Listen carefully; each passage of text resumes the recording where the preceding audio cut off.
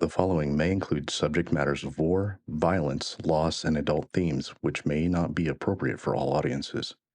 Viewer discretion advised.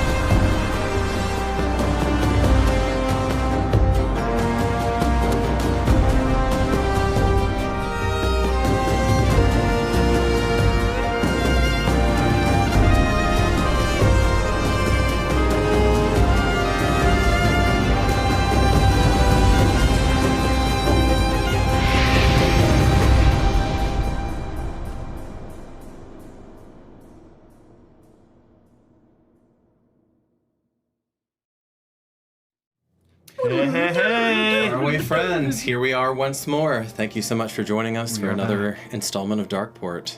Appreciate it so much. Back. Yay! Woo! Yay.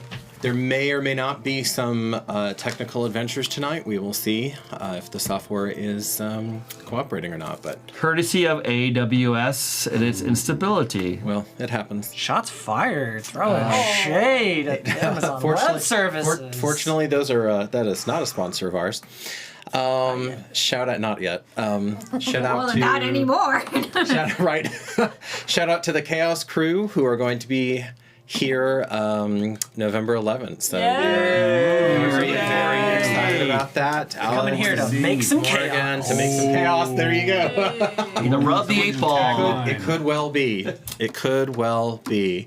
And we will see about getting at least one of them over on the Curse of Straw table too. We'll see if we can make that work with the timing. That would be fun. Yeah. We film that on a different day. Okay. Come to Barovia. There is a stand-in. Actually, no. There is just a Willy. It's just Willy. Well, howdy, y'all. It's me, Donnie, playing Willy. As Donnie, as Willy. As Willy, yes. Good. Here for Whistling Willy's wild and wonderful wacky adventure. New episode 2 just showed yesterday, so if you could go watch that, it'd be much obliged. Right now we have stickers still available. No stickers. Stickers of the whole party, including Willy, myself, me, Willy. Oh, yes. And we also have all the episodes up on our Darkeport Patreon. If you want to sign up for our Patreon at Darkeport Patreon, patreon.com/Darkeport. And every episode will be showing Monday on the dot.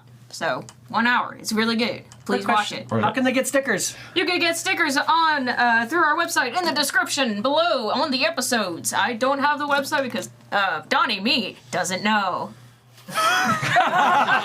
Excellent. We'll put information in the description when it exists. Yeah. That is all. That is all? That is all. Hand me that cutie Goliath one. This one just... Yay! I can't remember. Almost! This was Jacob's character. This one is just the cutest one. I have to find a place for him to live. Oh my gosh. There's something about the intersection of badass and cute. Yeah! It just does it for me. I'll ask Donnie for Oh, another is that why you're in my life? Toby? badass and cute. And you'll see my wonderful, beautiful little character, Cerise, my queen, who just did her wonderful little move of pocket colors. Yes. So if you are a very big fan of First King of time the in Hill, episode 2. you'll know exactly what's going on. Color spray of death. And then we go, oops, that doesn't do that. All right. So that brings us to a little candle of tales, no? The candle of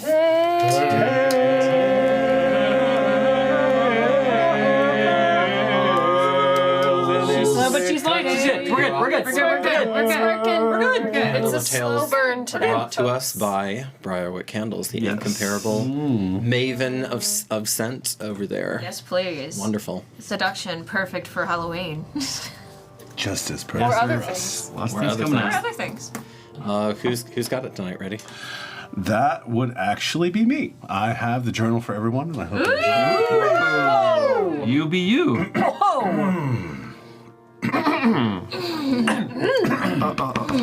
All right. Lucia, I ain't thought about her death in such detail for years.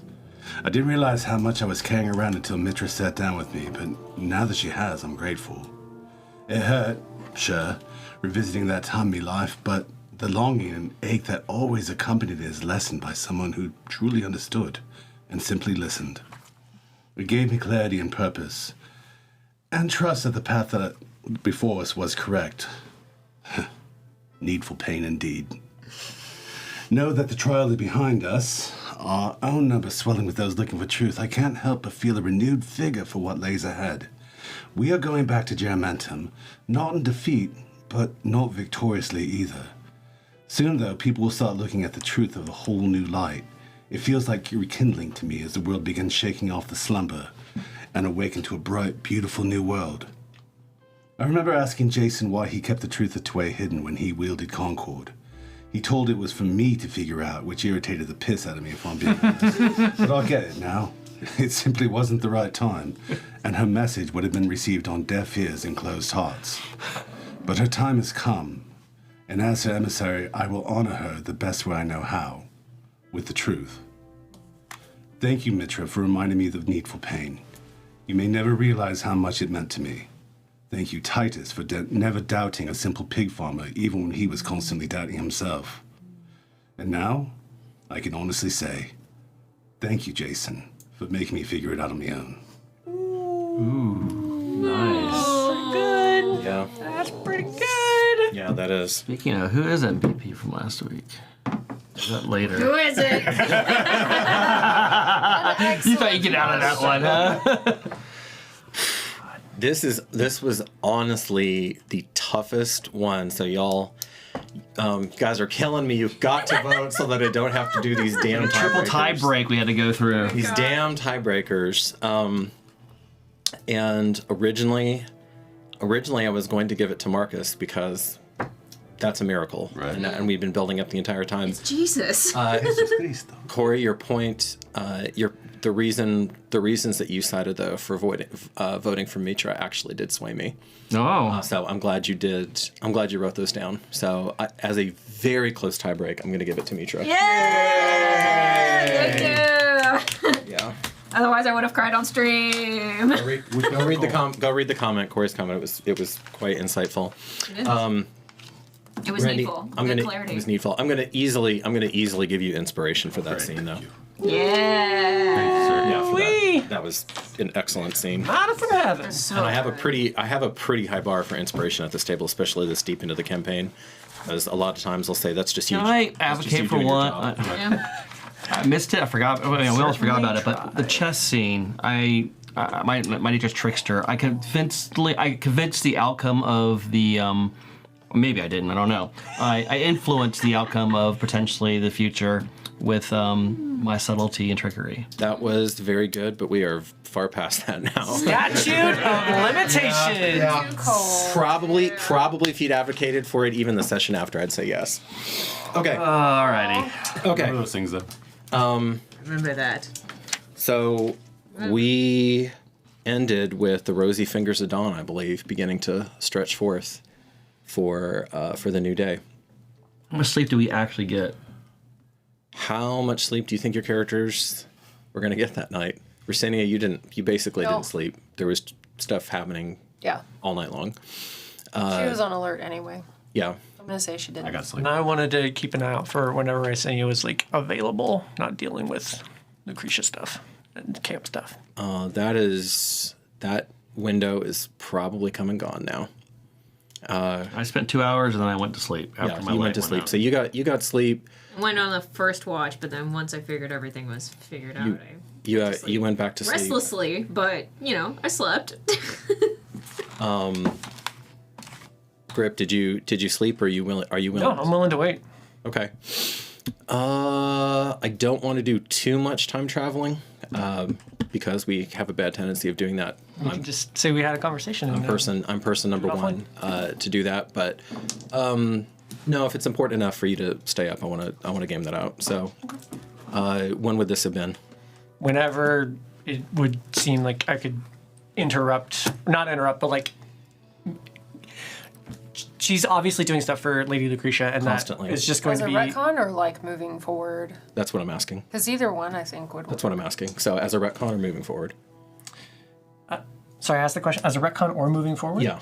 So is this something that would have happened during the tumult of last session, or is this something happening now, like Before we head off. at dawn? If she was busy with stuff all night, then I would have waited for a moment, and if it seemed like she was leaving, I would have tried to force the issue. Okay, give me a con check and see if you pick up a level of exhaustion. Oh boy. Okay. Real high. Or not. That's a 1. Okay, you are. Give me another con check. Oh dear. Oh my god. That's is this a saving throw or just a check? Check. 12.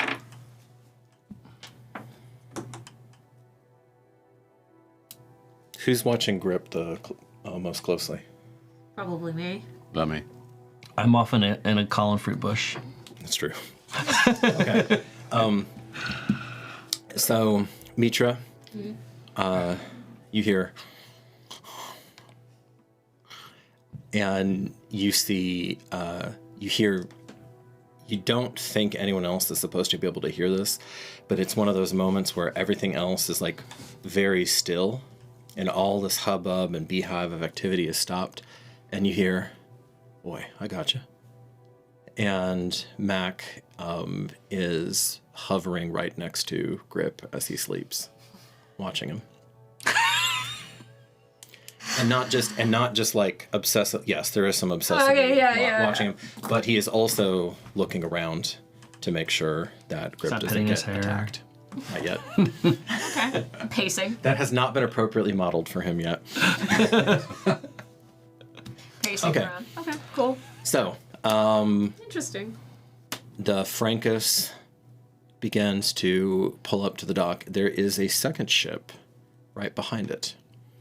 And the way that the captain maneuvers, she actually bumps over the first obvious slot so that the second ship can pull in its wake, and actually has the easier time back out of the dock. So Antigone comes on down. You see her looking very in real life. This would be like Grecian. So she has her hair piled up and back, slightly different hairstyle from when you saw her several days ago.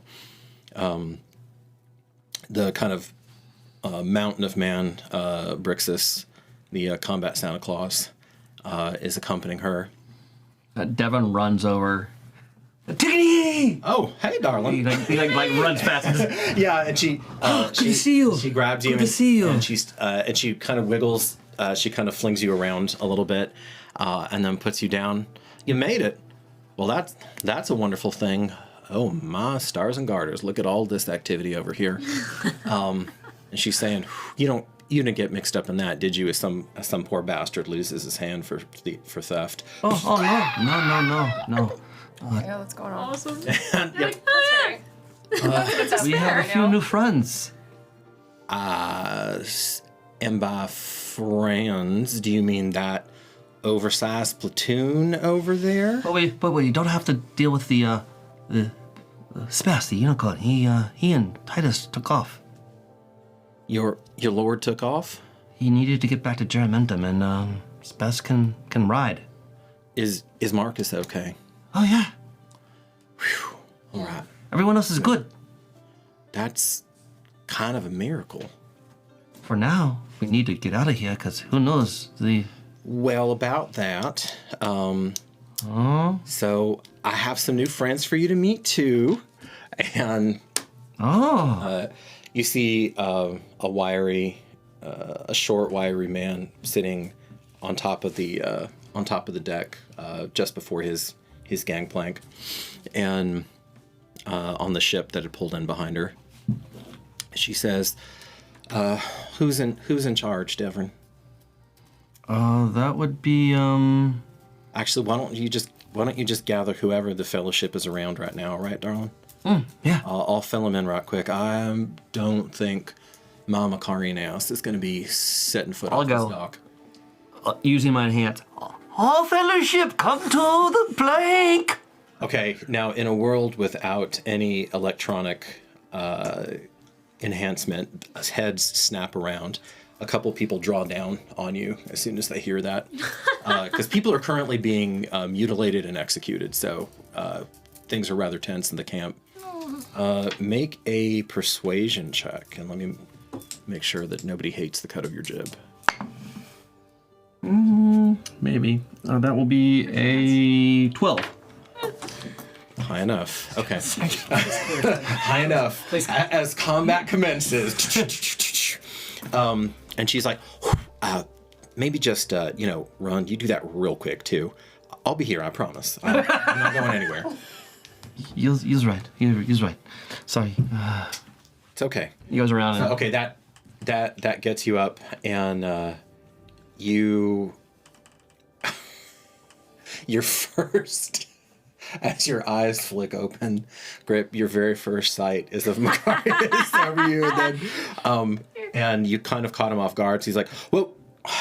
You're finally awake. So just to make sure I'm clear, I was trying to watch for racing it, but I fell asleep, so I didn't actually get to have any racing it. Okay.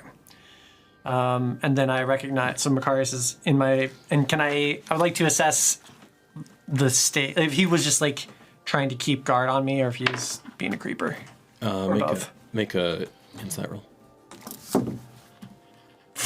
That's a 15. Both. Great. But I can at least tell he was like actively watching me, and like, okay. He actually even moved you a little bit, because you were a pretty sound sleeper, so that it was easier for him, basically, so that he could get a boulder behind him, part of the boulder behind him, and then you in front of him, and then watching out. He's not stupid. That way, at least. You watched over me? Why? Thank you. Was that Devon? I don't know. Just some screeching. I need to talk to Rice, and I kind of look around and see if I can see what... Okay, so you kind of like get your bearings. Racini has moved from where you last saw her, obviously. Yeah. And... Am I still with Lady Vale going? Yes, you are. All the... And Vale just said, and Vale just gave you a perhaps life-altering order, as she says, "Write that down." She says, She said that out loud? to you, yeah. Rosenia will definitely do like a... And without looking, she takes some parchment that she's already snagged that had been stolen out of one of the abandoned officers' tents. She takes the parchment and she hands it to you. Do you take it? I do. All right. It's on her command, so all right. And she is just rolling through, and she says very quietly to you in between these groups, "I don't trust any of these fucking camp scriveners. And it's high time you were seen for what you were." Ooh. She does a very grateful, respectful nod. She starts Okay. scribbling whatever it is. Yep. So it's like names, crimes, what they can return. Basically, she gives them she tells them a one-time deal. She says, "If you return everything before the first rays of dawn, hit your scurrilous faces, I will grant you clemency. Every grain that you have stolen from me.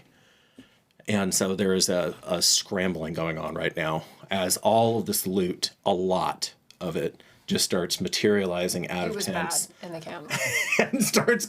and starts getting piled. And you were one of the few people that she has tasked to recording everything as quickly as you can write it down. Can I also, as we're going through, write, at least on a separate note, write down what the soldiers are aware, the sergeants are aware of, who is their upper command who was supposed to be there? You frantically start putting down, I'm going to give you one. It'll be in a separate note in case they're just tossing out names. It'll be investigated later. It'll be a high DC, but let me see how much of it you get. Come on. Because there's so much activity right now. You got this. That's a really good idea, Melissa, though. I like that.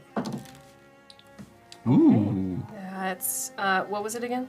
Intelligence, and I'm going to say you have proficiency with this. Double O. All right, so that is going to be a 23. A 23? I rolled an 18. on the My die. intelligence is a +3. Okay. Proficiency. Oh, is it plus so 24? Yeah, Rosenia is really smart, actually. Yes. Okay, so a 24. Somehow, you were like flowing. You're keeping up with this just constant in and out, and then you have a second. You've recruited one of your own. You've recruited a helper now, and she's carrying around a second scroll with a flat surface. We say it's basically. the same. It's June. Was it Junia? I think is her name? Yes. Yeah. You're just going back and forth.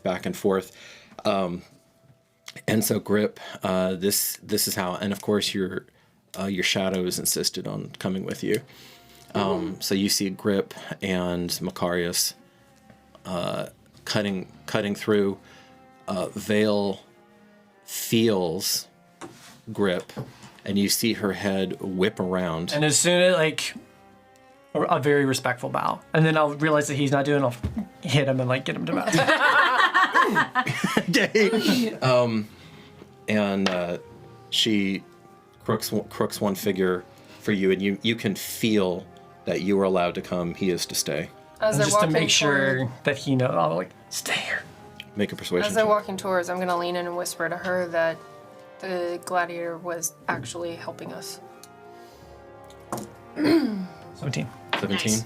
Okay, he pauses. He's about to tell you to piss off, but the rejoinder dies in his throat, and he stays.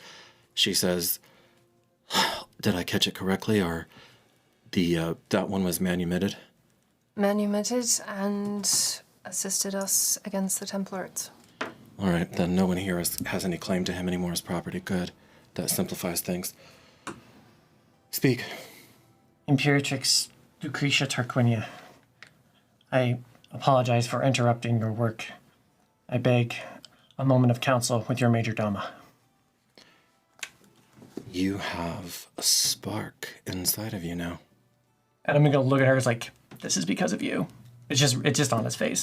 She actually, there's a slight smile, and then you hear Imperatrix. And Adrian, The chant starts. no, I mean this is how it's been. This is just people getting her attention. This is how it's been. This time though, you hear Adrian, and he's running up to her, and he actually drops down to a knee further out than you had. Rise, brother Adrian, and be quick about it though. And she's already walking, and she's Still a lot just to go through, yeah. she's already just dispensing justice as this goes through. Ricinia, make sure that all these weapons, they're saying that they've returned all of them from the racks. Make sure all of them accord with what the camp scrivener said was there to begin with, please. So you're already just going through and matching all of that up. And Adrian pauses, and she says, "Well, he's actually after my majordome this time. Go ahead." And Adrian takes the hem of his cloak, takes out. It's not even really a dagger. It's more like a whittling knife, like that size. And he cuts the hem of his cloak, and he takes out a scroll and then a piece of parchment that was sewn into his cloak. And then he drops to a knee again, and he offers it to her. "Is this what I think it is? This is what you promised?" "Yes, Domina." And she takes it, snaps it open. I would fain not have seen this, but a promise is a promise. Understood. Dismissed. But... And then he gets up and he leaves. Okay. Can I make any, check to figure out what the hell is going on there? Make a perception roll if you can try to snatch a glimpse of the... She did not turn the scroll to make it impossible for you to see, perhaps deliberately. Did I see it? You were hip deep in Oh, I'm counting all weapons. that. Ooh, that's a total of 17. That is very good for That's you. very good for me. It's 19 minus 2. You had an eye for the scroll. I'm not just looking for anything. What was anything? You catch a glimpse, and what it looks like is you see... Yeah, that's high enough. So you see, in the same way that there's Agrippa, and then there's Mordai, who is, of course, the most formidable of the Monobenders. So you see his name and his true name. Yeah. You see at least half a dozen others, and then it looks like there are stories. It looks like it's some sort of dossier and also document. You do not only see that though with the 17, and you're not going to have a chance to read this. This is also like Adrian's tiny little handwriting, where he's taking something double spacing the thing, or making it 2 columns rather. Sorry, he on the other side, and you think, you're not positive because it was so quick, but you think you're looking at church names, because you see Beacon so-and-so, Templar so-and-so, almost like they're assigned to these Monobenders. To these pairings. Monobenders, yeah. All right. What?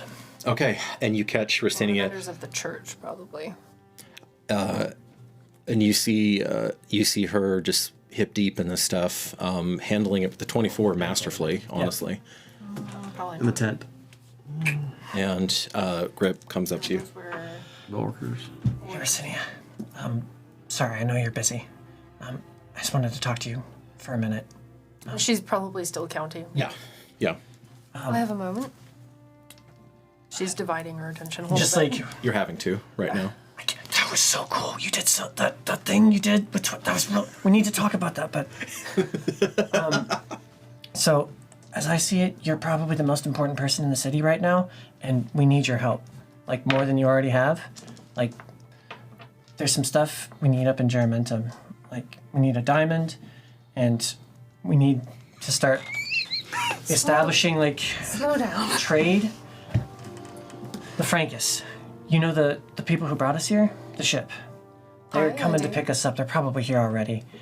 The crew is chosen, and do you think you could get them to bring us some stuff?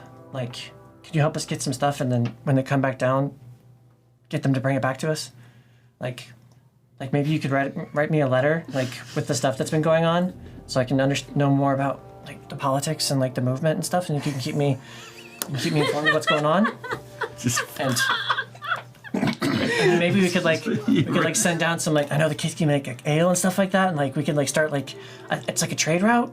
We could start building some kind of economic power. I heard my sister say that once. Don't look at me like that. The Imperial. She definitely starts with this what are you talking about? And then she'll start catching her drift, and she'll do another look over at you. The Frankus, at least, they shouldn't disappear. They'll probably just disappear, but if they could have work with the house, they're a valuable resource, and they could be a dedicated courier for information that we pass between us. Major Doma, a moment of your time. No. I need the Major Doma's attention. Please. God. What do you think about it? She's actually paying more attention to Grip. She's still holding the scroll and she puts a hand up to the. Okay. And she'll turn them for 2 seconds. A moment. And then turn back to Grip. You actually have some very interesting ideas. A trade route would actually increase Germantum's power. Yeah, and they need to start learning that the Kithki aren't just this figment, this evil, strange thing. They make really interesting, unique stuff. They need to start having some more understanding of what we are, what I don't think Germanton people is. see them as evil, strange, yes, but they underestimate people who are not like them. Yes. Do you think you could get the Frankus to work for you for a little bit? Like, I want to try to get them to Vorn, but like, I know Vale has much more like opportunity, like actual work, and like a relatively safe route that they could rely upon and get paid. Like, that's pretty compelling, right? It's also not unheard of for merchant ships to be free agents, moving goods. Yeah. So you could, under the guise of like sending stuff up, you could like maybe send us some information. I could send you some information, and we could help each other out. You're gonna be helping me out way more than I help you, but like I'll try. I'm just being honest. Then she is now a member of the Scriveners Guild. Senior Scrivener. Nothing. Dismissed. As the Scriveners were... That's Vale. Yeah, as the camp Scriveners were mounting a desperate attempt to keep you away. I've had some form of training in the annex. Yeah. Mostly it was running away from the mean cook guy, but that's okay. They don't have to know that. I know you're busy. I could talk to the captain and say that maybe you would have some jobs, some work for them to talk to you when they get back. Mention it to them. And I'll speak with them when I have a moment as well. That would be good. I know would it's- prefer to have correspondence with trusted people. Thanks. Yeah, no, you're really smart. Like, all of this is great. Like, screw all of these guys. Like, this is what it's supposed to be. This is what it's supposed to be. Don't forget that. Come grab me later, or I might find you before you take off. Yeah. But even if you they have so many more people on the ship. Is there any more food? We gotta feed these people. Being in charge stinks. I'll let you know once we organize all the grain. Thanks. Okay. And I know Marcus keeps asking for a diamond. I know we have some gems like we could trade, but he needs a diamond for some kind of like prayer of Tawea. I don't know. Do you think you might be able to help? Bring me gems that he's willing to let go of. Yeah, we'll have some on the ship. You can come get. Yeah, great. Thanks. Then I'll run back. As you turn, you see that the Scuttles away. Frankus is already docked. God damn it. Devrin, you collect Marcus and Mitra. First. And you see his scaly hide is way off yonder. But I see they're here. I'll go faster. I'll take off running. But he's been talking with Rosinia for a while. So before He'll be like probably the last person. before he can get back, right? You bring them, I assume, back to Captain Antigone. Okay. By now, the short, wiry man has made his way down. And that's the second boat? Yeah. Yeah. So there's two boats now. There are. She says, "Morning, y'all." Morning. Can I do just a general like understanding of their attention or their demeanor Toward towards this wiry man? the wiry man, sure. Yeah. Let's see how the wiry man is doing. Ooh. That is going to be, is that that's a... Insight. Insight? That'll be 23. Nice. He does not look happy, but he looks resigned. And with a 23, there is a layer of satisfied calculation going on. That's buried pretty deep. You need like a 21 to hit that. Okay. She says, "Well, aren't you just a ray of sunshine wherever you go? And you brought friends. Did. They followed you home, so now you're going to have to take care of them. That's the rules on the Frankus. That's fair. We'll take care of the food needs, if that's all right with you. I bet you will. I bet you will. And I bet you'll be very impressed once you see it. I am impressed that all of you are walking out of that camp breathing. I had my doubts, darling. You know me too. So, there's a little crisis going on at home on account of the Archon, and every landed person needs to go back. That includes us captains to go cast a vote. So I am not going to be able to shuttle you back on up home. That's just not how life works. However, I sweetly asked my good friend, Captain Julius, and he was beside himself with the opportunity to bring in the emissary of Tuea, and I told him all about the fun and the joy and the light that he will be inviting onto his ship. Oh, he looks very beside himself. Yes. And he's just sitting there stoic. She says, now he's a damn fine captain, and well, he can speak, right? Unfortunately. And he is, and she goes back and puts an arm around his shoulder. They're about the same height. He's gonna get you home just lickety split. I'll just scoot over to Marcus and be like, I kind of like this man. He has good humor. As fast as the wind. Well, I don't know about that, but I don't know, maybe with your help, and you can show him. I do not need any assistance with the siren, Antigone, thank you. And she says, that's your call, darling. I don't know. I think you're going to be falling to this fellowship's charms. We all do. You'll just see they're awful helpful. They're just such a great party. They're earnest, and they bring stability and clarity wherever they go. Did someone say clarity? And he's just staring at her daggers. Hasn't acknowledged the side hug, nothing. Just and then looks around. Well, a promise is a promise. It surely is, darling. So I will see you. Well, I can't imagine a bunch of wild equine wouldn't keep us from going back up to Geramentum after this whole succession crisis is over. So I imagine that we'll be coming around that bend sometime soon. Please come and find us. You're welcome in Geramentum. You and your crew. Yeah, and I don't know. There were some things that Rex told me. That there was this whole. I didn't even get to the Oracle, and I don't know. I have a feeling that we need to get up there at some point soon. But anyway, I'm leaving you in the best hands. Julius really is. He's probably a more skilled captain than I am. There's no probably about it. She just sails on. I believe we need to retrieve our things before you leave. Sounds like you get to leave immediately.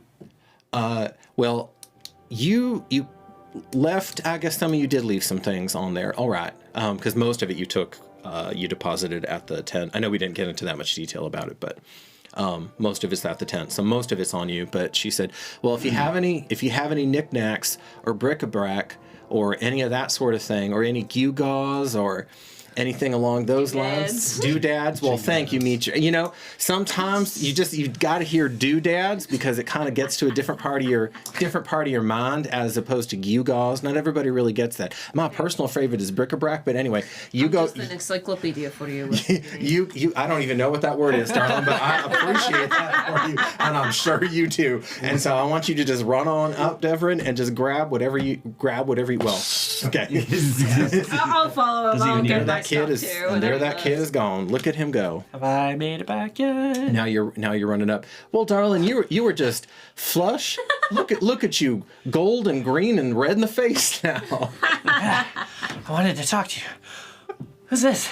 What are you? You're not. Are you leaving? Unfortunately, darling, there's a succession crisis at home. Has to do with archons and. Well, you know, that's just the way life is, but don't worry, we'll be back. You have to. I mean, as long as we don't get eaten. Vale has work for you. Eaten or smothered or disintegrated. So do we. Or, you know. You could be like our dedicated courier and trade route. That's how it wants to be. I don't really do meat shield too well, but maybe. Well, no, like trade goods and letters and stuff. And she does laugh. Well, we'll see how much trading is. I'm sure there's going to be some kind of trading going on, but I don't know if it's going to be good. Okay. Well, We'll see here. you have to come back. You promise? Well, you know, I tell you what, nothing but death will keep me from it. Who's death? Hardy har. Didn't you get mixed up with the gravedigger and all that? I seem to recall something about that. So I don't know. Just be careful about that. He's probably the closest thing there is to death on two legs in this here continent. Yeah, you don't have to remind me about that. Is she flooding us with words to deflect from us asking questions, her embarrassment? That's what I'm actually about to ask. Okay. Can I meet? Is the captain still right there? He is. Ave, 19 on the Captain. die. Ave, dragon child. My name is Grip. I'm an advisor to House Vorn. Right. Why are you wearing a cloak from House Tarunix? I'm not. Oh, you're not wearing the cloak. Okay. Why don't you have a cloak of the house then? Because it doesn't suit me yet. Oh, then you're not an advisor. No, he is. No, I am what I say I am, and I'm Lord going to try Voldemort to pointed him directly. use, go to that dignity. That's there. I'm going to lean in without that dignity. I'm going to try to do my anything little baby little dignity. bit. Little dot dot. It'll be an intimidation check, so All right. Oh shit. that's how it's coming out right now. Okay. If it has to be. I got a 19 on the die for that. Oh What can you do with a 27? He sucks in air and he says, Antigone, I don't know if I want this child on my ship. He's terrifying. He's terrible. Oh, he's not that bad. Oh, no. She says, now we're just going to get along like peas in a pod, aren't we, Grip? Peas in a pod. He acknowledges that I'm an advisor to House Vorn. Peas in a pod, in a little house-worn pod. I have no intention of getting caught up with House Vorn other than to do what I told you, but he's not looking at you, other than to do Scoots away. other than to gradually. do what I promised I was going to do, Antigone. I know that. No, he really is though. He's a right smart dragon child, dragon boy, dragon young man. And Whatever. so You have a really nice ship. Sure, just trying to salvage the situation. okay. He says, yes, and I would like to keep it that way. Grip, do you prefer advisor? Grip is fine. Witness my first comment, but I don't need the death glare again. So, and he backs off. Devron, was it? Devron, quickly, lad. I mean to be off before these fools are done with their own chaos. I'm coming. And he comes out like this big old like green. You basically just armor. collected like all the different little knickknacks of everybody, and you're kind of having like an ant moment where the ant is carrying more than itself. You're pretty strong, even though you're small. You're actually pretty strong though. Yeah. So Nature's behind him with like all their scrolls and everything. okay. Just calmly walking. Soldiers, would you help them? Just please. Right. Emma's Marcus. Marcus. And they're still looking nervously over. Some of the women of the 12 Lighters have been whispering to themselves, and they're looking kind of balefully over at the camp, as it seems to be like it's getting whipped into shape, and there's less chaos now, and they're waiting for eyes to start turning toward the docks pretty soon. I'm going to step on up to the 12 Lighters. As for the rest, we're going to be leaving here soon. Gather up the remaining food from this morning's meal. It will last us for a time and will keep us on our journey. Gaius's wife, who'd you spoken to, you hadn't heard her name before, and she steps up, and you hear Gaius say, "Patience, are you going to insist on this?" And you realize that it's she's taken on, as female 12th Lighters sometimes do, when they are fully committed to his radiance. They sometimes dispatch with their old name, and they take a virtue name. So she says, I'm sorry, emissary, but it's not appropriate for us to call you by your name. I won't be using your name. I'll be using your title, if it's all the same to you. If that is your wish, It is, then therefore it is. and not only my wish. Several of us already feel that way, and we'll be having a discussion about it later. Understood. We'll be riding on this boat for a few days, so anytime you wish to come. She looks, we need to make haste, don't we? Yes, we do. All right. Very well. And so she... Where's Racinia? Is she's going to be here to see us off? Yeah, she's really busy, but she said she was going to try and come by. I have a letter for Lady Vale that needs to get to her. She should be here soon. Oh, and she said she might be able to get you a diamond. Where are your gems? Not right now. No, I know, but you have to get the Produce one on my person. No, but we have to give them to you in Right. faith. Yeah. She said she might be able to take some in trade. Devrin, I need your help. Oh, right here. No, yeah, like a praise out of this. What we need. I'll praise. Pretty good with that with Rain and Imperium, I think. It's not going to be quite enough for the diamond, but if Rosini is generous, maybe she'll let it fly. Is there any other coin that we can throw in with that? This group, actually, honestly, Corey, your character might be the richest person because nobody really carries coin on them. If you throw in your own personal coin, you can make up the difference. Yeah. I'll do that. Okay. And Grip, have you seen Adrian anywhere? Oh, yeah. He was doing something with Lady Vale. Did he say he was coming with us? He's not coming with us. He said No? he was. Did he? Yeah. I don't. I mean, What, do you not like Adrian? no, he's fine, but he's not. He's got stuff to do. Do we see him? Like, he's got work to do. You do. Where's he at? He's walking towards you. Oh, shit. Gonna go out to meet him. Yeah, we'll go out to meet him. It's going to take him Adrian because you're at the was docks and the interested. camp is like so. There's maybe like a half a football field between. He has nothing here. So making sure that the people are starting to move, gather up the Yep. things they need to get. You know, things up. you do not have to tell them twice. They are in motion and they are ready to get the heck Heck outta here. out before the camp changes its mind. Yeah. And I'll seek out Adrian as soon as, Okay, so you and Marcus then both intercept him. Well, and you can see he's lost some color to his face. I suppose there's no going back now. So you're coming with us? Yes. I don't have much of a choice, but I would think I would make that decision anyway. I just betrayed the church. So here we go. We will protect Perhaps it was needful, my friend. And then a nice pat on the back. He's shaking a little bit. you. And I'm gonna I'll rub the back of his back just to ease the pain a little bit. like I'm gonna you put did my the other hand on him, night. Like you did the other It's okay, night. but it's okay. and I'm gonna basically whisper under my breath, "Toya, give this man resistance," and basically show his strength. The cantrip resistance. Okay, and there's some golden light that flares up. That was not me, I swear. I wish you wouldn't, Marcus. I have to learn to face this by myself. Thank you, though. Well, you're one of us. We'll protect you regardless of the situation. This is true. As you're walking back, there's so much I need to tell you. You can hope- save it for later if you need to.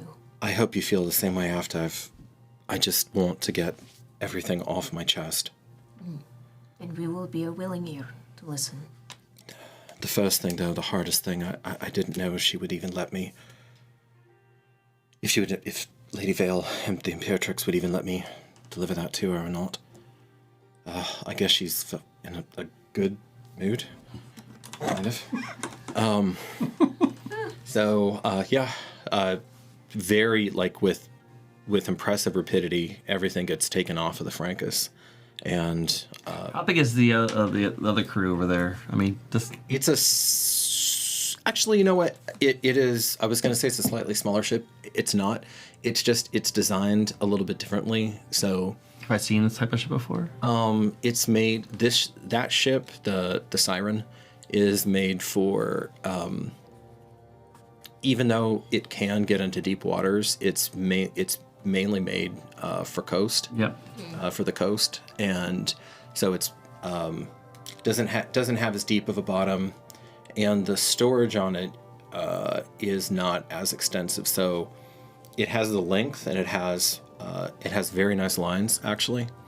More for speed than it's like a for fast speed, storage. It's fast, and also it's not going to have it wouldn't have the storage capacity to do to have the massive water reserves that you would need to cross cross seas. Do I have knowledge between my dad and whatever father that this is more of a smuggler ship because of speed and critical items versus mass storage? It could be used as a smuggler ship. It could also be used as like an opportunistic merchant Okay. who is willing to respond quickly Got to it. the market. Okay.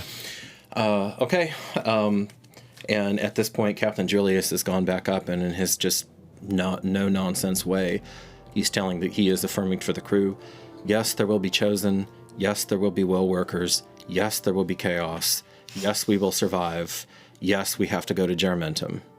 Are there any other... Oh, and no, we will not be proposing that they help us to open up a house of pleasure. But Captain, no.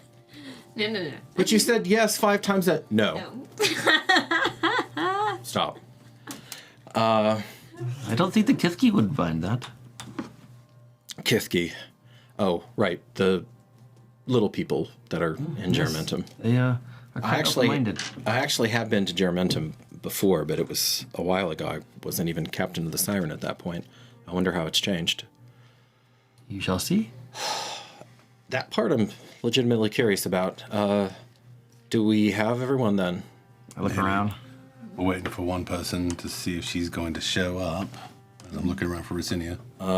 Ricinia, if you're ever going to break free, there is I won't call it a lull, because there's always activity. Was I able to do any or gain any information on some of the stolen grain? Oh, yeah. Or and at least take somewhat stock of that, like a quick stock of that? People are, now that the Imperatrix is dispensing immediate field justice, people are ratting each other out like crazy. And you are having the problem isn't getting information, the problem is sorting through the information. Right. But one of Vale's other partisans, who you recognize from the Secret Wars, he basically tells you, if you got someplace else to go, I can spell you for about a quarter of a torch, and then you need to be back here. I do. Someone was purchasing a few bags of these, and she's gonna nod at grain. Can I get a couple to carry them for me? I don't see why not. And she's gonna appropriately mark them as, she's not being fishy about it. It's like these were purchased by locals. All right. Named locals. So you have that's a great reason to. She's not doing anything sketchy. To go out to the ship, right? For her first handwriting, I am writing down things in public now. No. But yeah, she's got an idea. So two, since they're not using it, there's enough grain that it is a small enough amount that you could have several of the camp slaves. And I'm sure some of the grain has already been used, therefore we're not going to get the entire stock back. No. But we have enough for the march back. And some of it disappeared. Yeah, you're close. She's not depleting that. One thing this camp was not deficient in was resources. All the better to thieve from. That's one thing to note. I took 2 Colin fruit. Okay. Very important. You took 2 Colin fruit. Okay, so Ricinia, you take 2 this sacks of grain. Yes. You take this opportunity with your few sacks of grain to march out to the dock, and the captain says, "We're casting off 10 flickers." Oh, there she is. There she is, right there. Don't dawdle. I don't care if you're chosen. I'm not overstaying my welcome. Not with those fuckers. Am I able to get, how many am I able to snag? I mean, basically, I'll say maybe 160 pounds of it. Jesus, a lot. Okay. Wow. I believe that. Yeah. As the captain gives we're talking these are sacks. Yeah, these are like 80-pound sacks, I'm assuming. gives his statement understood, Captain, just give some weight to that we understand they're not going to push that, and I'm going to jump off and He's still not looking at you. That's fine. He doesn't have to. Doesn't have to. Understood, Captain. And he's going to keep a good 15 feet between himself and you for a while. As I go over, this is the time to say goodbyes if you're going to say goodbyes. Mitra. Yeah, and I Everyone. look for Grip Good idea. and probably Marcus if he's nearby, but I'll go for Grip first. You see, Be the first one there. Patience had led some of the women back to the village, and you see them scurrying now with children in arms or running along with the older ones, and they're going to make it right on time. We'll dwaddle just a little longer for like another 2 or 3. Everyone will speed right by and just give you a quick big hug. Aww. Whisper in your ear. Thank you. Unfortunately, we won't be able to have that talk. And he runs back. Not yet. That's cute. Okay. All right. This is for us. The grain. Well, of course, you are purchasing them. And then she kind of winks. You're incredible. Start taking it off of you. Were there any of these gems that you were... She pauses, notes the bag that you used for payment. He turns around. You'd already collected that. Yeah. Okay. Devin gives it to you. Actually, You runs Can back. I? Oh, yeah, I forgot these. slide a hand in her when I was hugging her. Yeah. Make a sleight of hand check, Corey. Please.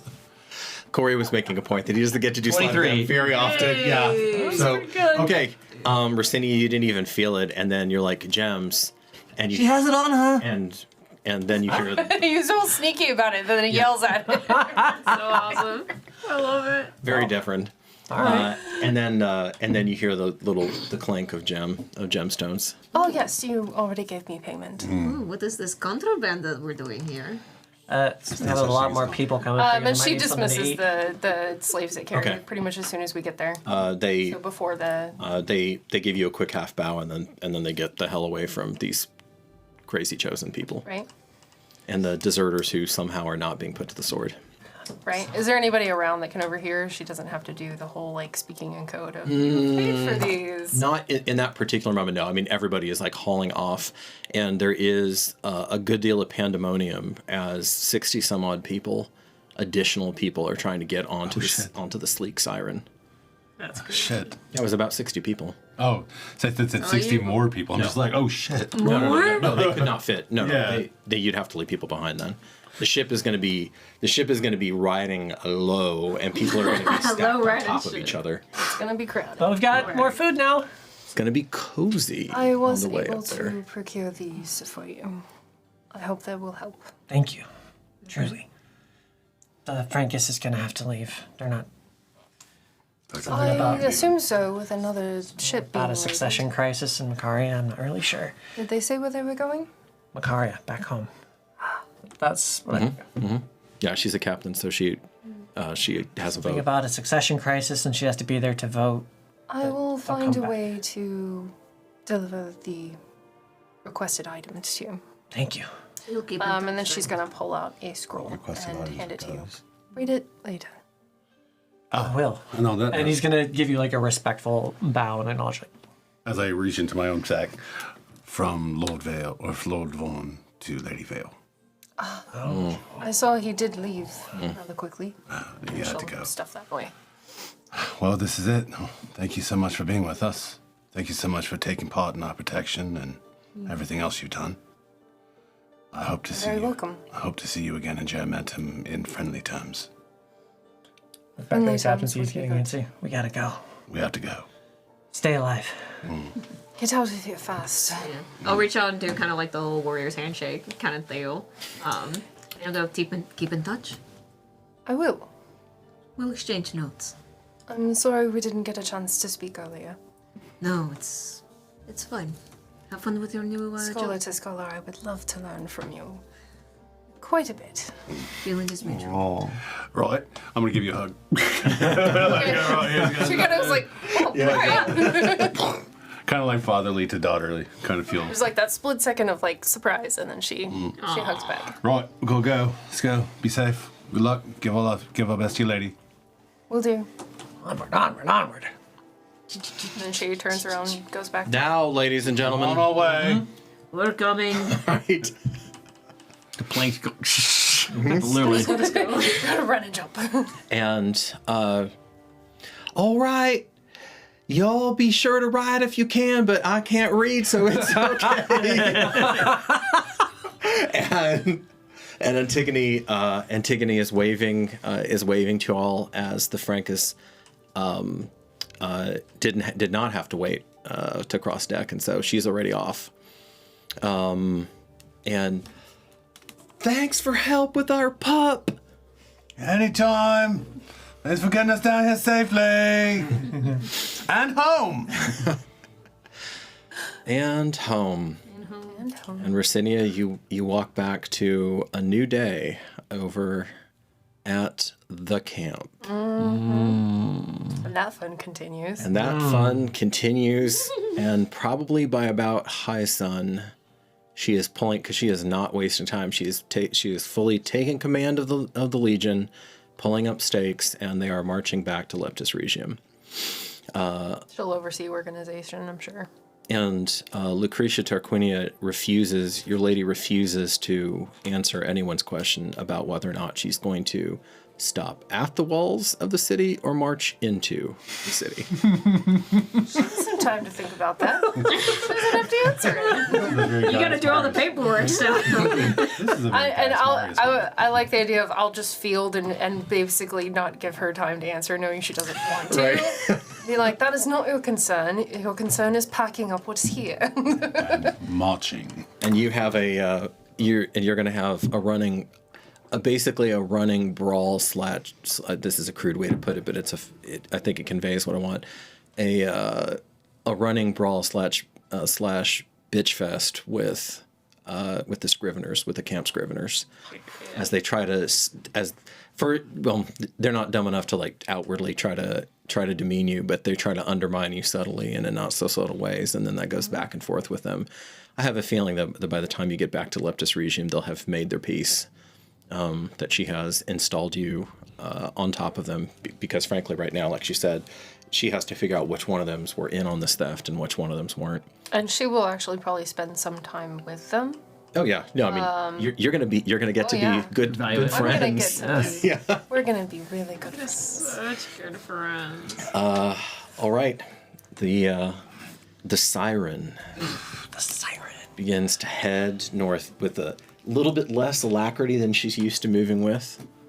The captain is gratified to see, Devon, that you know your way around rigging, and you seem to be just judging off of what you've done on the Frankus. I assume that you're going to help wherever you see them. Yeah. You see the need, and you have some crazy climbing skills. So you're kind of scuttling like a spider monkey. Just how's the crew in general? I mean, very different feel from the Frankus. Disciplined, first off. Are they all? But also, Empire? Most of them are Empire, but there are a smattering from other lands. There's one person who looks about the same shade as the Lady Planner, actually. A pretty a quick, quiet individual who's particularly precise in his movements. And you actually find out that that's the second mate of the ship. And let's see. I'm running through where they're putting all those people. So Sleeping quarters would be tight. The captain he will allow pregnant women, young children, and nursing mothers below decks. That's it, because he does not want that to turn into a zoo. And this ship is not as well set up. Like the Frankus was very robust because it was a chosen adventuring ship. So you would have had to have hit that with a fireball to really rock that ship. This ship is much more finely tuned in terms of where everything is at.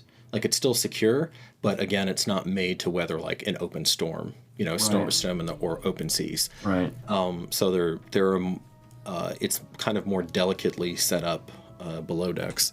Whereas like on the Frankus, everything was lashed, everything was heavy, and they had everything well secured. Yeah. Because they'd been in ship to ship. For rough travel. They'd been in ship to ship. Yeah, rough travel. They'd been in ship to ship combat before. They'd been rammed. They'd been all of that stuff. So, all the above. Yeah. Stacked versus secured. You got it. And so that's kind of working its way through, what y'all want to be doing. They devise some refugees. Your 20 legionnaires and roughly 40. Actually, it's a little bit more than 60, but I'm calling it 60 for now for easy math. Yeah. Your 20 legionnaires and your 40 plus civilian, most of them 12th lighters, are huddled around each other, and so even some of the ones with small children do not take the captain up on his offer. Only a couple of them go down, and then the rest of them are trying to figure out how to stack themselves like cordwood above decks. Well, first things first, I start getting a census on what people can do. Just talk to them. First, talk to them, start just easing my way through them, getting them to understand who I am, because there's going to be new people who haven't seen and old people who have, just to get to know them. During that time, I want to take a census of what people did for a living out there to see if there's anybody who could actually help with the ship itself. Ship? Probably not. There's one person who was a town square organizer, and so he's actually trying to whip them into shape. And I'm going to appoint him as my first intermediary, him and Patience, okay, as my intermediaries to the rest of the population of the ship, because I can't be there for everyone and every time, and they can bring any kind of grievances or talks or anything they want to them. And I'm going to make it known, be like, and this man right here and this one right here are the people that you need to talk to if you absolutely must talk to us. They'll be the ones. But if you want to talk for any time, there'll be story time every single night, and we'll do devotions every morning for anyone who wishes to join. There is no obligation. They look at each other and nod. The town square planner is unhelpfully named Lepidus Minor. Of course he is. Of course he is. There's a major NPC back in Germantum, Lepidus. Okay. Oh gosh, so that means you have the brothers Lepidi, and because remember you have Titus's crew too. So you have his Lepidus Minor and Elry. So you wonder why I don't want the same name as everybody else. Like, come on. All this talk. Here's a solitude written all over again. Come on, man. All this talk. You could go by Naeus if you wanted to. Good. Grip Dawn's fire. Grip Dawn's fire. Hey. So, Elry, Elry's known Marcus the longest, but yeah. So, this Kithki, this, very small, in another campaign would be halfling, toddles, squaddles over to you, with their odd kind of penguin ballet artist, intersection. He comes up. Elry was his name? Elry, yeah. Marcus? Yeah. I can't believe Titus just left. He didn't even tell us goodbye. We're going to be seeing him in about 5 days. It's just he had to get to Germantum and do important things there. But we came down here for him. And he appreciates you staying here with us. And we were just sitting on the Frankus. I'm not complaining. I'm a Myrmidon. I'm not complaining about hurry up and wait. I'm just saying, we should have been there. You got attacked. I knew you were going to get attacked. But he told us it was too dangerous. It was pretty dangerous. But... What are you going on about over there, short stuff? I'm talking about my feelings, Lepidus. You should try it sometime. It's fine. We don't have a problem with that. Yeah, well, yeah, you should have been there with us, but you were needed here. And the Lord gave us an order. There's nothing more than that. You know how much he trusts and respects and loves you all. He really does. He does. And you show him the respect and love by doing the things he needs of you. I'm just afraid that with all this chosen stuff, that us normal folk are going to be irrelevant. Nah, normal folk are what makes the world go round. Well, not when you're trying to protect a lord who's a Bellator Sanctus now. That's fair. That's fair. But still. And I'm just a little Kithki, and I don't even have the frickin' old power. It's fine. You're fine who you are. Take pride in that. You have a good family, good roots. You have people who are important to you, and you are important to them. Nothing to be ashamed about or even worried of. You have your place with us, friend. You always will. I know. I wish there was more that my little body could do to make things right. Well, let's think on it for a while. We got a few days here. Maybe we can come up with something for you to do back at home. These are a lot of big people. There are a lot of big people. This boat's gonna stink. It's gonna stink. But I felt Good. that. good with the bad, you know? You want to sleep with us tonight? Yeah. Yeah, come on over. You're free to it. We're gonna have story time at dusk. I'm probably gonna tell the story of how Titus got his sword. Can I tell you a secret? You can. Really? Of course. And you see this leave him. mischievous glint in his eye. He says, so even though he's a Bellator Sanctus, Titus is still a really heavy sleeper. Yes. So he doesn't know it, but I was still curling up on him like a cat. And it was fun. And then I would leave before he would wake up. Nice. Aw. Hell yeah. That's so cute. It's no secret. I know he can't say yes anymore because of Dignitas, and he's really important now, but I don't know. That's what Kithki do. Yeah, that is what they do. It's one of your best traits. I know. Well, you might not be able to do with him anymore, but you're always free to my family and come and sleep in the herd with us. There's a lot of us. There are a lot of you. Yeah, you're always- It's almost like a seppu. It is, actually. Almost. You have a really big, nice family. And I like that. That's why we connected to the Kithki so well. We're just bigs like you. Thanks, Marcus. Of course. I'll see you at dinner. Ooh. First dinner or second dinner? Or witch's snack? Second, before we just snack. Do you believe in witch's snack? This is very important. Of course I do. Okay, that's the right answer. Of course I do. Some people are sick in the head and they don't understand that food is more important than sleep. So what if you have to get up? You can eat and you can go right back to sleep and the food helps you sleep. Indeed, it does. Makes you feel cool and content. Yeah. Remember, witch's snack or not witch's snack is the great dividing line in Kithki culture. And I feel that. Wars have been fought over this. So Love that. okay. Incredible. Invite any of the men that want to come too. They can join. So you I will be finding Grip, actually. okay? Because it's Orban time. I'm ready to Orban time. ready to wander. You'll find him probably in conversation with Macarius, just like asking him questions, like trying to get his story, and also trying to help around the ship. Makaria seems totally disinterested in telling you his story and much more interested in complaining about the people. Of course he is. Few less he is. people. And you see him, this may or may not surprise you.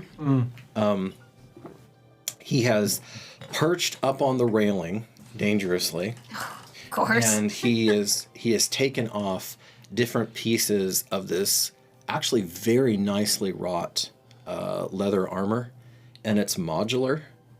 So there are different straps, and whoever made it, you've never seen armor like this before. He's taking off different pieces, and he's scrubbing at it, and cleaning it, and cleaning it, and cleaning it, and until it's almost literally sparkling. Okay. And I might try to Try open him that. up, like talking about some of his favorite fights or some of the crazy shit that's happened in the arena. Oi, too many swinging dicks here. And this is when Mitra walks up. Forgive me. I feel It's like trying out of my I best. Speaking of, Grip, can I speak with you? Or what's up, Granny? please don't call me.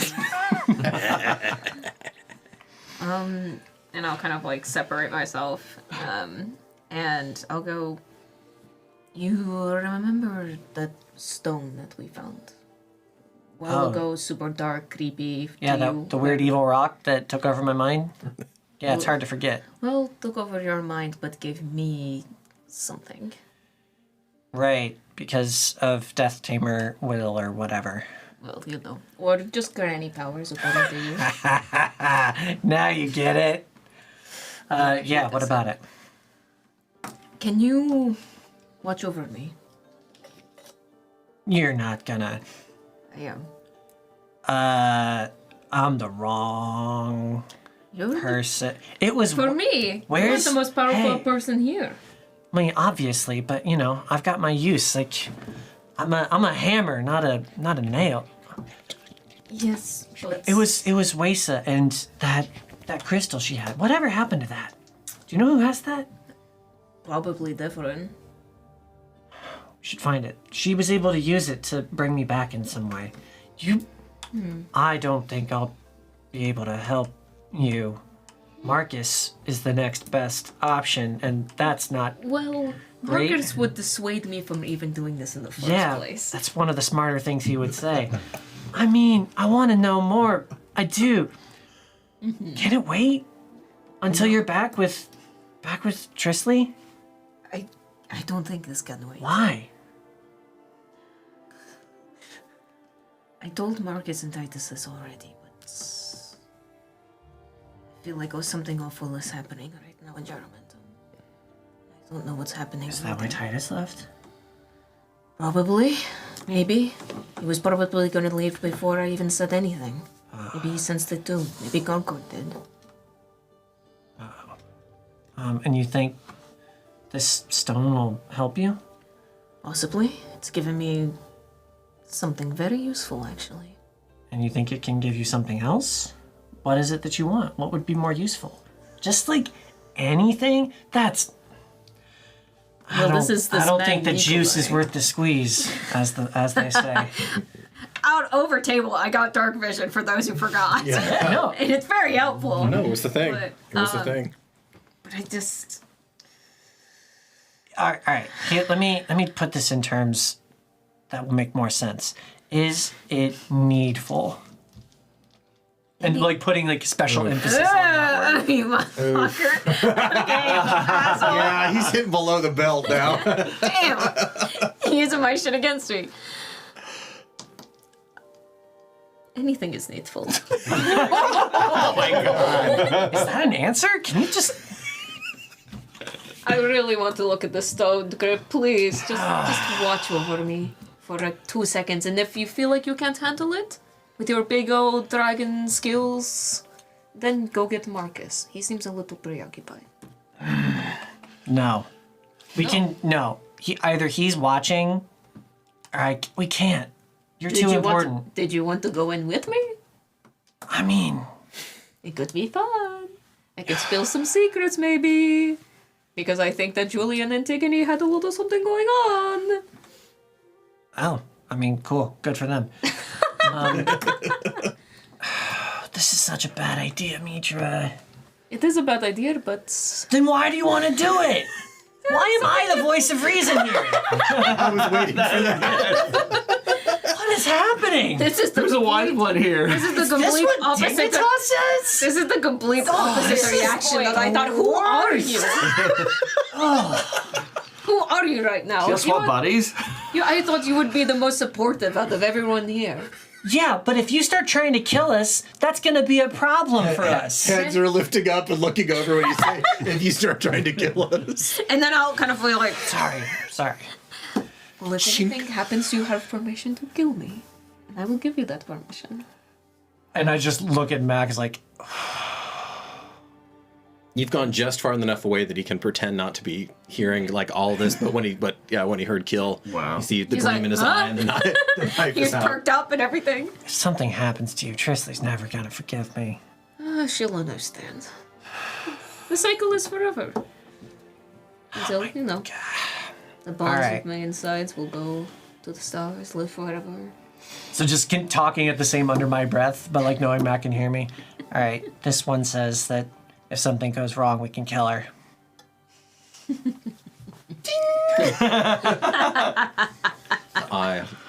Perhaps I'm a little too old and my life is about to end anyway.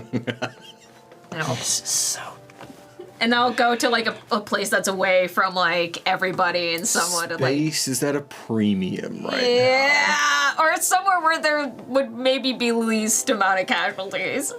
Can I? It's on your boat. Casualties. We're on a tiny boat Yeah. with about 80 people. You know, it's And a this is the cycle. place People that were you resurrected. experiment with death. If you were willing, to step onto the other side of the railing. Do any of us hear this? There is a small, I mean, it depends on where you think your characters are. There is a small, I don't want to say it, but there is a small poop deck. Nice. It's a metaphor for this shitty situation. That you're making. And I need to know the secrets. Hey. It's Orban time. This Come on. is Mitra. I don't know where I'm at, but if I have a chance, I don't know. It's you decide, Corey. Yeah. I think I'm working the deck and maybe I overhear this potentially. You didn't hear the beginning of it, but by the time the voices got raised, I want to see. You can definitely tell that something's going on. I'm ignoring it. I need to know. Do something, but Marcus's nope. location. I'm like, oh, whatever. Okay, so you try to quickly spy Marcus through this crammed I'm tall. this crammed situation. He's a big boy. His voice carries. Canonically Yeah. 6'1", not 6'2", He's got not presence. 6'2" or 6'3". And you look over, and also he's standing, which helps because a lot of people are already trying to, even though the day has just started. These are practical folk. You will find that about the villagers of Icem. So they've already trying to figure out where they're going to sleep because they know that you don't try to do that in the dark. It's not a good idea. So That's why I'm doing this in the daytime. So you do find him lingering over an elderly couple, perhaps even the elderly couple. But Good sense is going to override, and I'm going to just make a beeline over to him. Damn, ratting me out. Okay. all right, you see Grip moving with a purpose over to you, and this couple is involved in decades-long bickering with each other, which they have now dragged you into. Of course. Love it. We'll review this in a bit. I think I'm needed for something. Well, but surely you understand that she's just crazy as a loon. She is. How long have you been together? Well, I've run out of fingers and toes to count. And take that as a good sign that you were meant to be with this woman, even if she does drive you crazy. He's got a good point. Excuse me. Well, and what about me? Okay, so Likewise. As I'm just like trying to guide him. So Mitra is going to try to do something, and I don't know if it's a good idea. It's very probably not. But if it goes wrong, you need to be there. Okay, what's she trying to do? As we're walking, keep your arm. Do you remember that weird rock we found? Weird the The rock. one that took over my brain and my Yeah. mind. You'd probably mind. It gave her some will or some power or something, and she wants to try to get more. Because she's really worried about something that's going on in Jaramentum right now. Okay, let's go. Connecting the dots there. Listening to Grip explain things It's out of his so head. fascinating. It's a treat. It's wonderful. Fascinating. It's wonderful. This is great. Okay, you find Mitra having gone to maybe literally the only unoccupied square footage Yeah. of the ship right now. And I'm already like positioning myself, digging through my bag, looking for it. It's a I mean, if you think about it, it's early. It's a crisp, early summer morning. The heat hasn't started. You're on the pristine Kogi River. Nice. You have the wind, ruffling your hair right now, and Serene. it's yeah. I mean, especially as like you look out and you just because you have the training, you can put all of that behind you, and you're aware of the psychic pressure of 80 humans crammed in close quarters. I think you're about right. It's probably about 80 people, and then you're taking out you take out Nikolai's stone. Yep.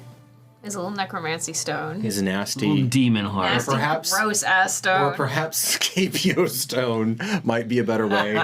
Yeah. It is what Nikolai has come to. And you take it. and that's putting it lightly. How are you handling it? I will probably have like a rag covering it, like it's wrapped. Okay. Just so whatever It's not skin to skin. Yeah, no. And I'll like take it out. I'll be gentle with it, Okay. just because I don't know. There's any like crazy, like fantastical, evil magic, and it's not abeyance, and it's nowhere near me. So I'm being extra cautious this time around. Abeyance being the demon orb that you are charged with. My silly little demon orb that I will Charged with upkeep. be so happy to see when I get back. He's waiting for you. Oh, of course he He's is. going to give you an earful. Of course. It should be nothing. It was a nice vacation, you know? I deserved a vacation. No problem. He doesn't believe in personal psychic space, okay? But I'll hold the stone and kind of like gradually, delicately unwrap it.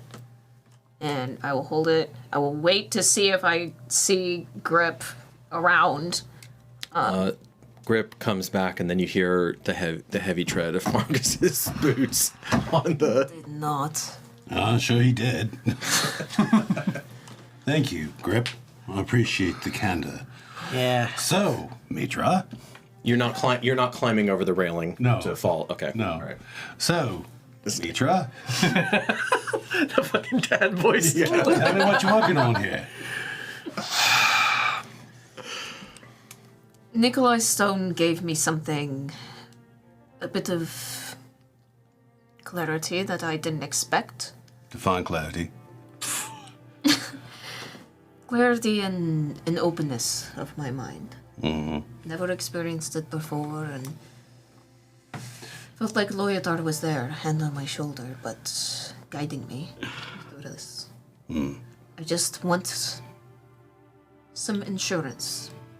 What Just in happens? case. What happens if it proves too hard for either of us to take on around? Then Mac's probably gonna kill her. Yeah. More And than I that. gave him permission. And that's great and all, but All these innocent people. That's great, no? Yeah, good for you. what about the rest of the people on this boat? Toss me overboard. I toss you, what's the damage is already done? Well, what? You have the power of truth and justice and this old powerful goddess. Yes. You know what to do. And this can wait. Let us get our charges home before we start potentially putting holes in the ship, causing a riot in a very cramped space. We've already dealt with something on a boat before. Pug 2.0. At this point, I'm already like tuning him out. We've already dealt with something like this before. Marcus, You haven't, it's curiosity's sake is what you're talking here? no. If there is a chance that this gives me some sort of advantage, What if it takes you over? and that is Loyadar's way. So you're doing it on a crowded ship and it possibly inciting a riot? If your people could potentially be in danger, Marcus, would you have done the same? I would, but these people are our people too, right now. Right now. They are relying on us, right now. Their children, their families, their entire way of life, they have just given up like that. And you want to do something reckless like this? Yes. Don't. Show some fucking restraint. Damn! Emissary got shade. We can go on to land when we make camp for the night. They're not going to be sailing all the way up in the middle of the night. We can go on land and do it there. Away from people who don't understand what we are doing and why. I apologize for raising my voice. Forgiven. But please, Mitra. Please. Let's feel them out before we decide to start putting new variables in the equation that they just aren't prepared for. And the possibility that you would return more than you are is not worth you not returning, according to beloved Trisley. That is my belief. Curse you two for making sense. And I'll put it back in my You are bag. important to us. And I'm like rubbing the back of my bag very, very much so, like in a way that's like a relief of stress. And Mitra, as all of this was going on, because you do have proficiency in handling demonic items. Yep. You actually do. Necromantic artifacts, anyway. Which this certainly counts as. The stone was listening. And that, friends, How dare you? where we will pause the tale for intermission. We will be right back. Thank you so much. My Precious. We will see you in a few Encourage to minutes, me. y'all.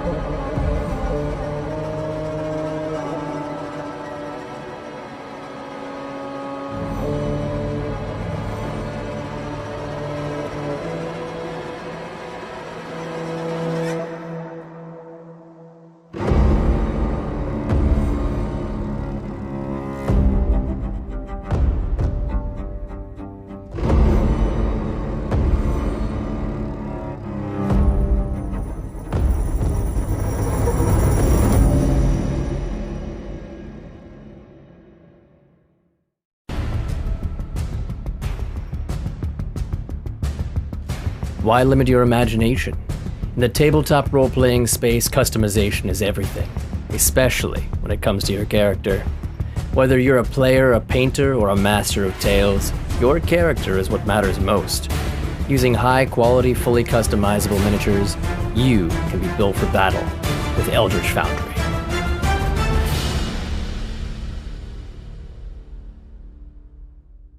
Welcome to Constructed Chaos, a D&D live play channel where you get to control the game. Join us on Wednesdays at 7 p.m. Central Time for our in-person live stream that allows you to influence our adventures in major ways, from alternate plot points to rerolls to absolute chaos. And tune in on Mondays at 7 for our brand new Chat Plays D&D format where you get to roll the dice and pilot the characters themselves straight from the live stream chat. And between it all, there's tons of homebrew content and guides that we release every single month. So be sure to subscribe to the channel. And until next time, go out there and make some chaos.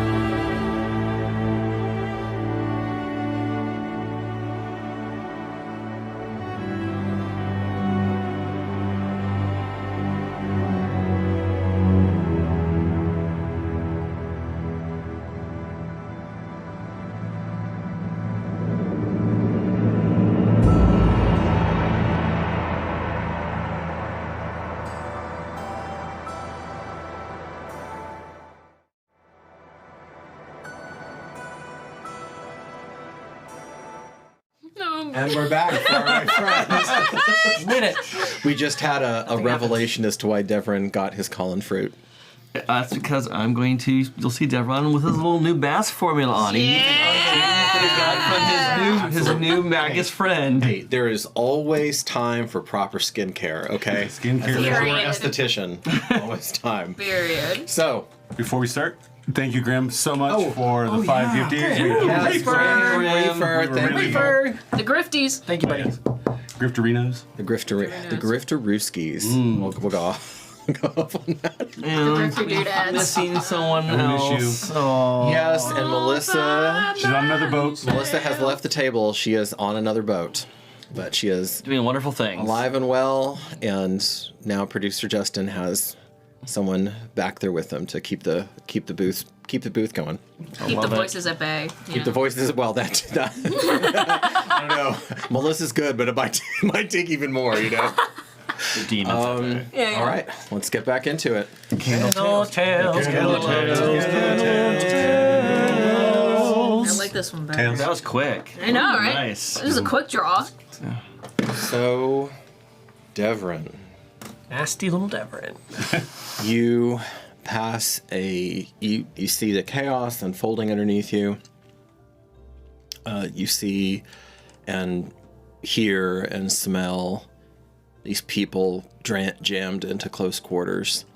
But there is a quiet dignity, at least to the 12th Lighters, that maybe you weren't expecting. Huh.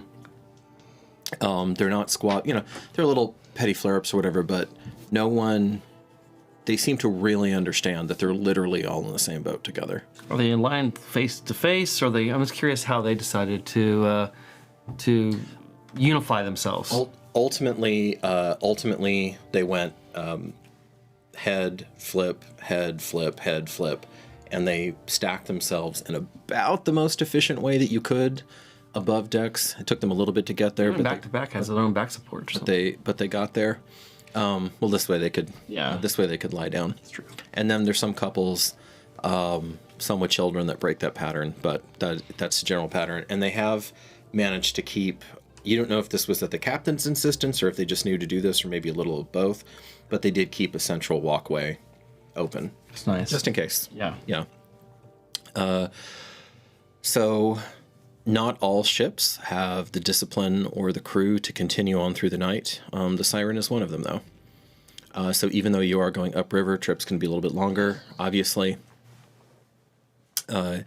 You find yourself welcome up in the crow's nest, whereas you remember with Antigone there were some people who were very territorial on her ship. There were some people who were pretty territorial about it. The crew, as long as you seem to know what you're doing, what you very much do, they seem to be happy. Now there's going to be there is someone who's going to come up and basically check periodically and make sure that you're not drifting. Right. But in the river, you can't go too far off track. It's generally north, and eventually as you start drifting off, where do you actually want to sleep? If it, not in the crow's nest, I don't want to, sleep do that. But I would look for an area that sacks that I could crawl up in, kind of curl in. Either the bower or the stern, kind of, if there's anything on the very edges of that area. You find some of the very small amount of cargo that is secured above decks, and you find a place to tuck yourself in where you're not taking up any additional, basically not taking up any additional space. Perfect. And you're lying there, your eyes slowly drifting, and then they snap back open, and there is a woman walking towards you. Everyone else is asleep now.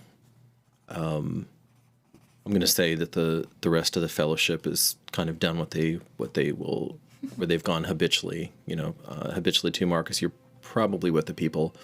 Mitra, you're probably have sought shelter below decks so that you can get out of the press of all these bodies.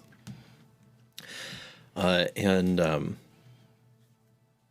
you don't recognize her, per se, but she seems glaringly out of place as she's walking up the central aisle. She's wearing very simple clothing. You would almost think it was a shift, but it's too thick, too substantial for that. Barefoot, dark-haired, dark-eyed,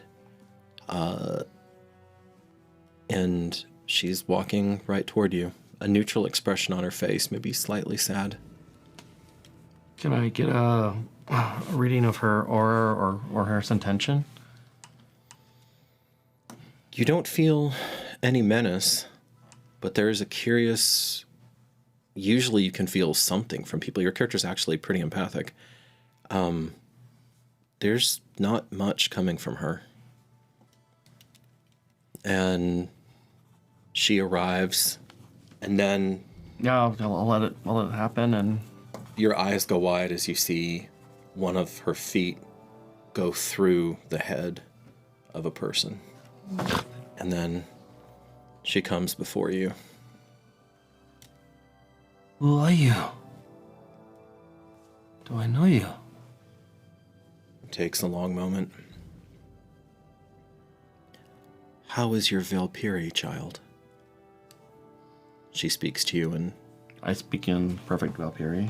Now you do, yeah. Yep. So, the Eurolit language. Mm-hmm. And she looks pure Eurolit, almost classically Eurolit. You are from my homeland. You are of 2 rivers, no? I am. I wish I had seen the other. My sister? But you have something of great weight upon you. And you feel Wace's necklace, the Oxcon, actually, the empowered necklace that she had. He instinctually just like protects it. I am not here to claim it, but I am curious. Why would you wear that? You are not a priestess. Surely you do not seek the sorrow that she bore for so long and so well. I seek to better understand her. And if that is to learn her ways, or understand her ways, I wish to. I was separated from her when I was young. And she has always been very dear to me. Spiritually connected since I was young. You aren't just her brother. You're her twin. Is that right? Yes. Then you are Ascetiodal as she was. Chosen, as they say in this land. I am. Forgive me for speaking so bluntly with you then. Your name, if I may. You may ask. Of course. What shall I call you? He does it in a subtle way, knowing that asking true names can be really rude. She says, I will answer you. But first I must know. Would you bear what she took on when she found that necklace? That Oxcon? Is that your aim? I plan to ensure her promises I will carry on. And that includes what happened on that island, from what I understand. But are you certain? You don't have to. Some would advise that you shouldn't. Again, you are not a priestess. They were children there. You know. Ah, you know. She told you. Her and others. I know there are children there, and they are locked. They must be freed. And if you know who I am, you know that that is something that I desire greatly. I only know you through her. Any chains, spiritual or otherwise, they need to be freed. She has returned to whence she came. May I have your name? I am Devron.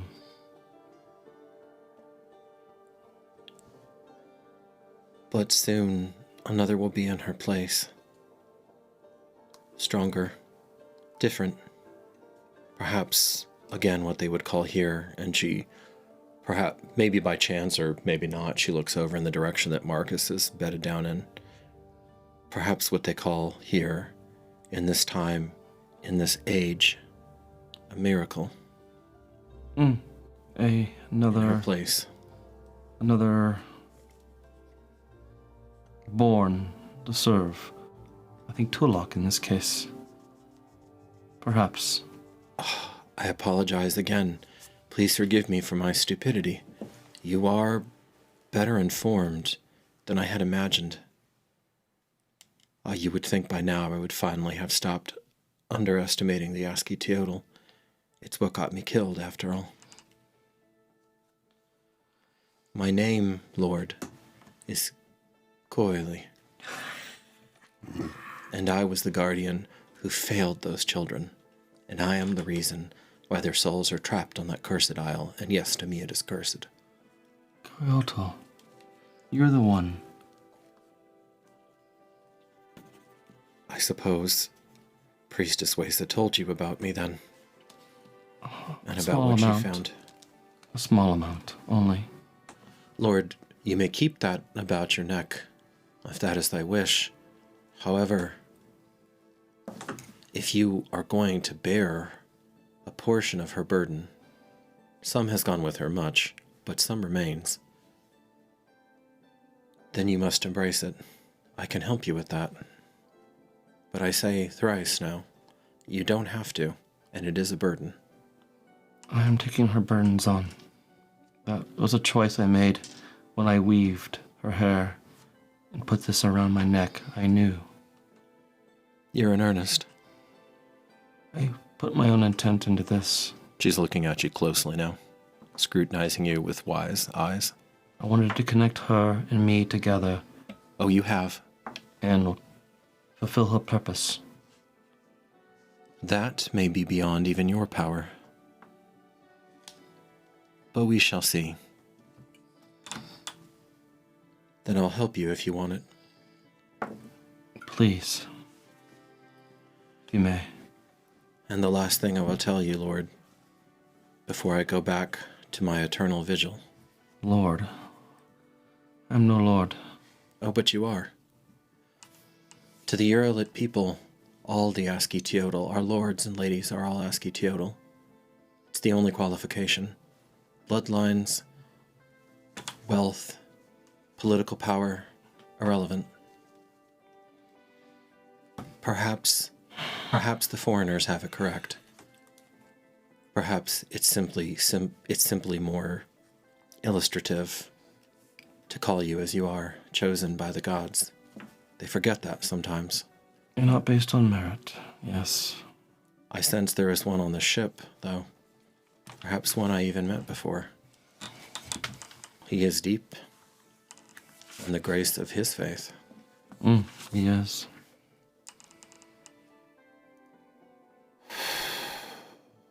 What must I do? Just allow. 3 breaths. And you wake up again. You don't know if you are awake or dreaming. You can sense time has passed. And all of a sudden, growls and utterances and sounds and vocalizations in human ripple through your mind as you are finally attuned properly to the Oxcon. And the knowledge of an ancient tongue of Draconic floods into your... So Oxyconn, that term finally comes to me. Yes. I know it beforehand, I didn't know that. Yes. You speak Oxcon, and you speak Draconic now. Ooh, all right. Draconic, it's like a dime a dozen every You are day. now attuned To the Oxyconn. as you as you're kind of gathering yourself, because this is something. And how do I understand I speak Draconic? Is there like just like waves of Draconic coming through me, almost like a mirror image? It starts to settle down, but one of the reasons, Corey, why so much time has elapsed is because your subconscious was processing it. Now your conscious mind is ready. Got it. Remember, I am keeping in mind, you are a will worker. So there is at least some part of you that is very disciplined, even though you have a carefree approach to life. There'd have to be, or you couldn't work hermetic will. And something catches your eye. Again, you don't know if this is coincidence or fate, but you see a soft turquoise glow ahead of the ship. As they're cautious at night. Also, they're overburdened. So they're moving at a creep for the siren. So you have plenty of time, but you feel something, maybe a slight vibration along the necklace's core. I go check out the turquoise. Does that happen to be in the location where Mesa was buried? It could be. It could well be. Explore. I'm moving at a swift pace. You get as close to it as you can, which isn't much more because you're already toward the bow of the ship. But you're looking, and you see, as you get closer to it, the vibration increases. Make a history check. Let me see if the detail comes to mind. Get his story. Get historical. Get historical. In this case, her here. story. Yes. It's too important. I'm gonna spend one. Okay. Hey. I think I'll do it. 16 and a 5. It's 12. Actually, it's a 19. 19 total? And a 5, no more than that. And then it's history. Yeah. Which is probably just my intelligence, right? Yeah. So that will be a total of 25. Wow. I rolled a natural. I'm rolling 19 and I have plus 5, plus 2, Nice. 8. And 8, 19 actually is 27. 27, yeah. Okay, with perfect clarity, you actually remember every detail of a conversation that you had with Wesa, where you were sitting, what she was drinking, what you were wearing, all. It's almost like a memory that just is burned, like preternatural clarity has been burned into your mind, or perhaps Oxcon is taking it forward. Coeli was a priestess of Taluk. Oh, yeah. And this is supposed to be not the age of Tezcatli, Age of Taluk. but the age of Taluk. Yeah. By all rights, even by the Urolith's own reckoning. And a certain high priestess usurped the natural order of things in her wrath, Okala, and in her, the boogie woman here at Darkeport. We've already met. Kind of. Yes, in the Age of Tezcatli, friends, if you haven't seen that, go check out that playlist. And truly, in her way, she had a dark majesty to her, because through her machinations, she was able to interfere because Asketiotl, what it actually translates to in High Valkyrie is demigod. Yeah. So it is believed that Asketiotl are the only mortals that they sit in a halfway point between God and mortal, and that they can actually meddle with the affairs of fate, which she did. So this is supposed to be Taluk, and Wesa had like a deep, on that high of a roll, like you're stitching together maybe half a dozen different conversations. She's too reserved to have ever come out and just It's all subtle told you this. things that we right? weave together. But you're really thinking, and that's a very high roll. Actually, that would probably beat her deception. I mean, the highest I can roll is 20, so Yeah. that's one less, plus my inspiration. So you think that in her secret heart, which is a big deal with the Urolith, yeah. in her secret heart, because as soon as you speak it, it can no longer be in your secret heart or write it. You can only think it. That she personally thought so much of the hell and strife and pain of this age was because it was not what it was supposed to be. Mm-hmm. Even though, yes, she did worship Tezcatli too, or she paid respects to Tezcatli as well. Right. So all of that comes kind of through. You feel this I mean, like goosebumps rolling up on your arms and the back of your head as you get closer to the turquoise glow, which intensifies. You feel a tear roll down your face just from sheer like emotion. You're reading my mind here. Yep. No, I saw it. Now he's looking up. Tears are rolling down. I mean, he's embracing her pain, her cause. Things are now connecting. The chessboard is now connecting. There's the different subtle pieces. That's my interpretation, at least, interpretation of it. One of Wace's hidden aims, you understand in that moment, was she was going to meddle back, and she was going to try to reverse it. She was going to try to make this the Age of Taluk. Yep. But she died to her grave because she was never going to speak that out loud. Yep. And so even now, you're learning new things about your twin. You know how I like to correct the right. how Devron is always correcting the right, little vigilante component to him. Very deep in him. Then, that is so much in alignment with, he now understands a long-term mission and a potential, not a potential, he'll be exploring that and understanding that a little bit better about what could or could not be done around that. You guys are going to be going right past this glow. On current course, but the ship is going to creep past it unless you do something, or you wake somebody else up, or you can have. I'm gonna go wake up Grip. Okay, all right. Grip. Grip's just an agent of chaos. And a draconic. I'm diving, and he just dives into the water. What the hells? Pissed. I was gonna tell him to piss off. I was, and he pissed off. Look at me go! Come on! I'm gonna run after him. Okay, are you diving in? Just looking to see what, do I now see the glowing orb? Yes. The turquoise glow. Is there anybody, are there any crew members? The only crew who are up, there's one person up in the crow's nest who is keeping his mouth shut right now because he does not want anything to do with freaky chosen things. Mm-hmm. And then there's the current pilot. I'm gonna say, man overboard! And I'm gonna... Oh, no! Okay. Oh, no. Okay, all right. They're not gonna fucking stop. That's like screaming Corman up then. So you instantly have people wake up out of a dead sleep as this cry has been burned into their brains. So and then I am gonna jump after him. Okay, you jump. And Mac's like, yep, fuck it. And he jumps in with you.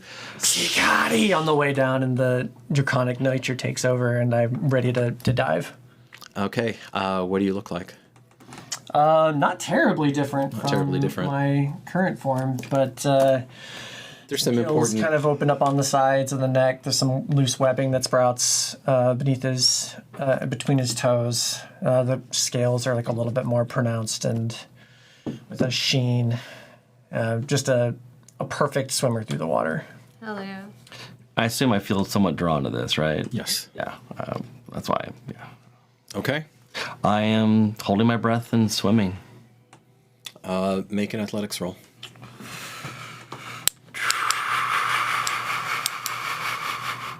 You do not have to roll. 11. What's my athletics here? 15. 15? Okay. All right. All right. You don't have to go very far. It's one of the ones I took for my leafy things. And Grip, you are there much sooner as you just sluice through the water, as you are adapted to it. Even though Devon is a strong swimmer, and it's murky, so you can't see much. But underneath, I was going to say waves, not really waves, but underneath the surface of the Kogi, it looks like, imagine an underwater, a huge underwater plant like a lily. And then it looks like there's a cord running down. And as you get closer, and Devon, you're going to see this pretty quickly too. There is a large oval-shaped pod. And the pod has an outre texture to it as you go, and you can see that it has some sort of repeating bands around it. Again, all variations of turquoise with little pieces of jade. That's an egg. With little pieces of jade as well. And it's, I want to call it like, I'm trying to think of the word, but it's almost like a Greek key that's wrapping around it in a spiral, but not quite. And it's glowing. I'll go to it. Okay.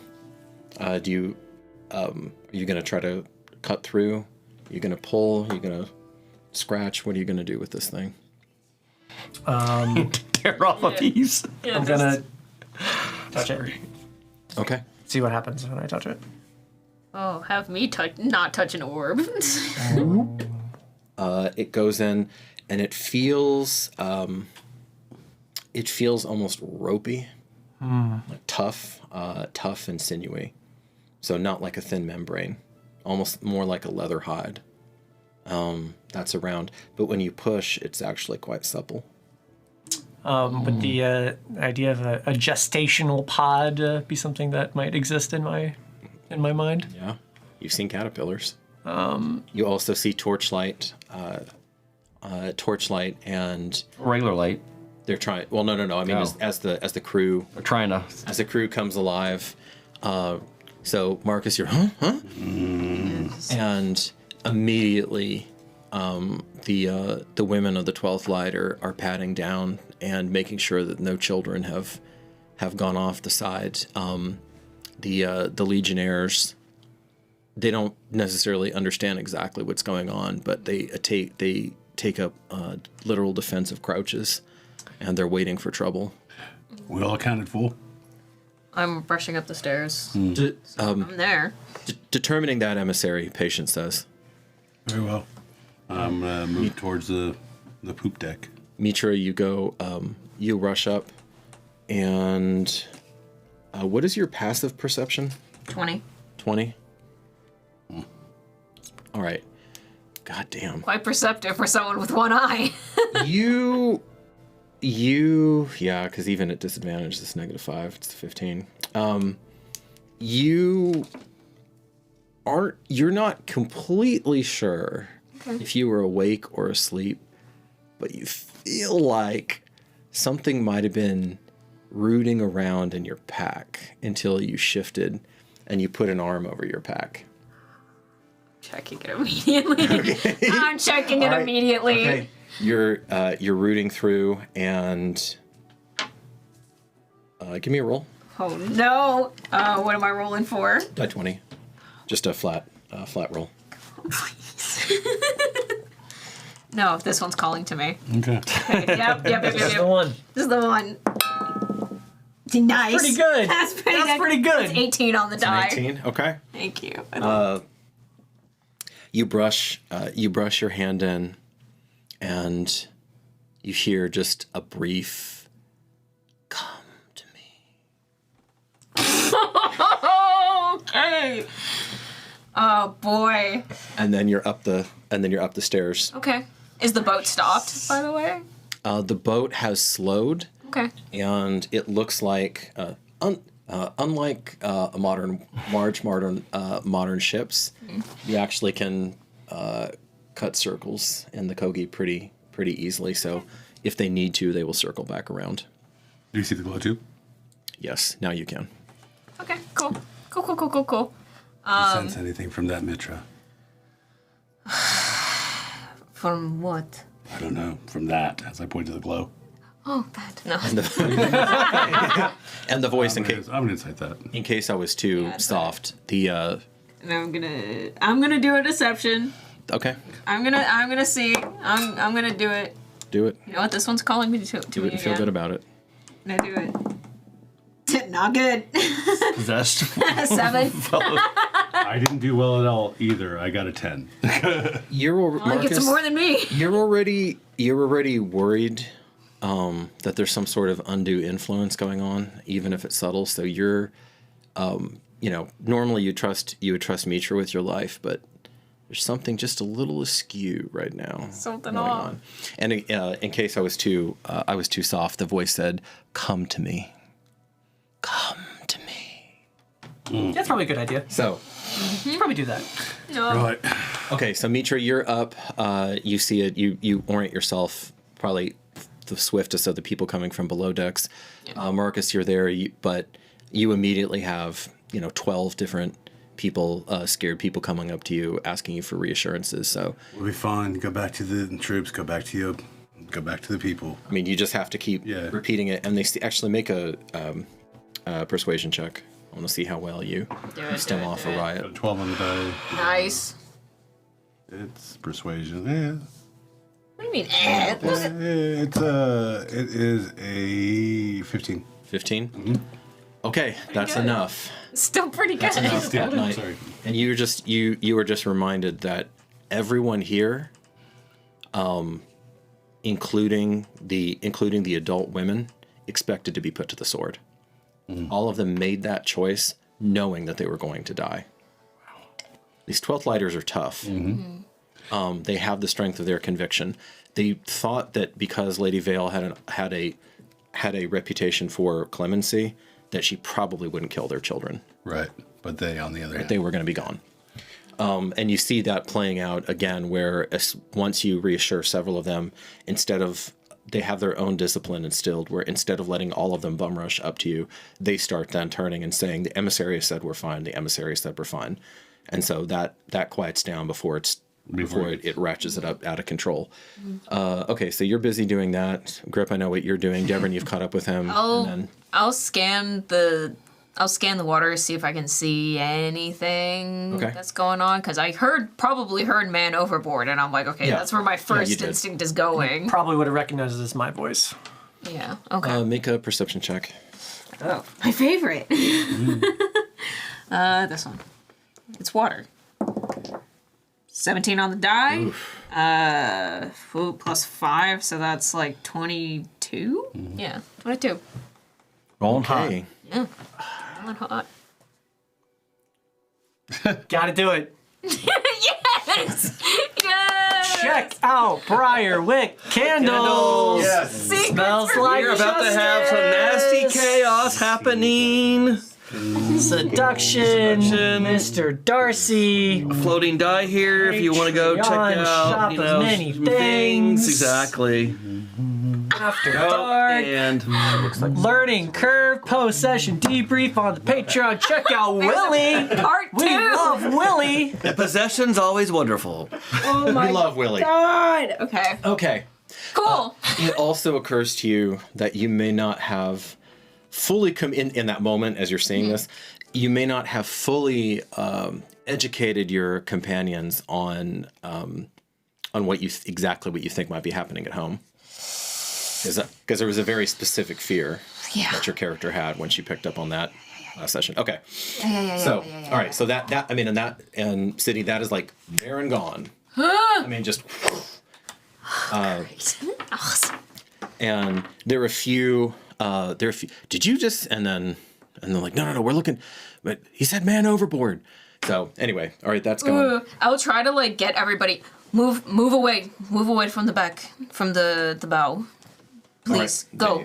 Because there might be something going on, and I'm gonna try and like get my nice clothes off, and I'm gonna try and dive after Grip and see what's going on. Okay, we got the whole fellowship. Yep. We got a whole diving team going on here.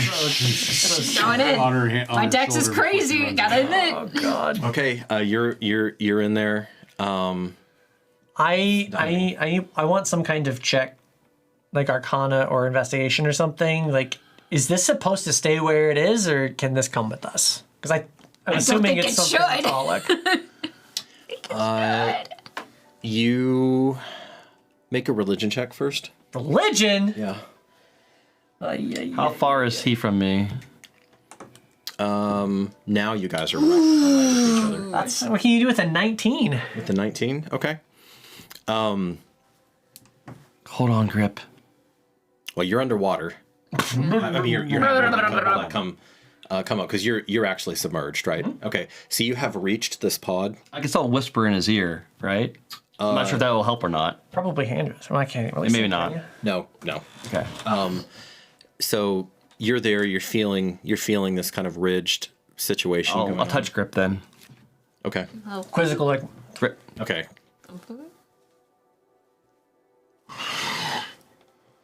And then I'll look up for Macarius, assuming he was falling behind me. Yeah, he got. He's actually right behind you. Sick. And then he swims up, and then back down because he refuses to be more than a few feet away from you at all times. Probably saw Macarius and just dove somewhere in that direction. In that direction. Okay.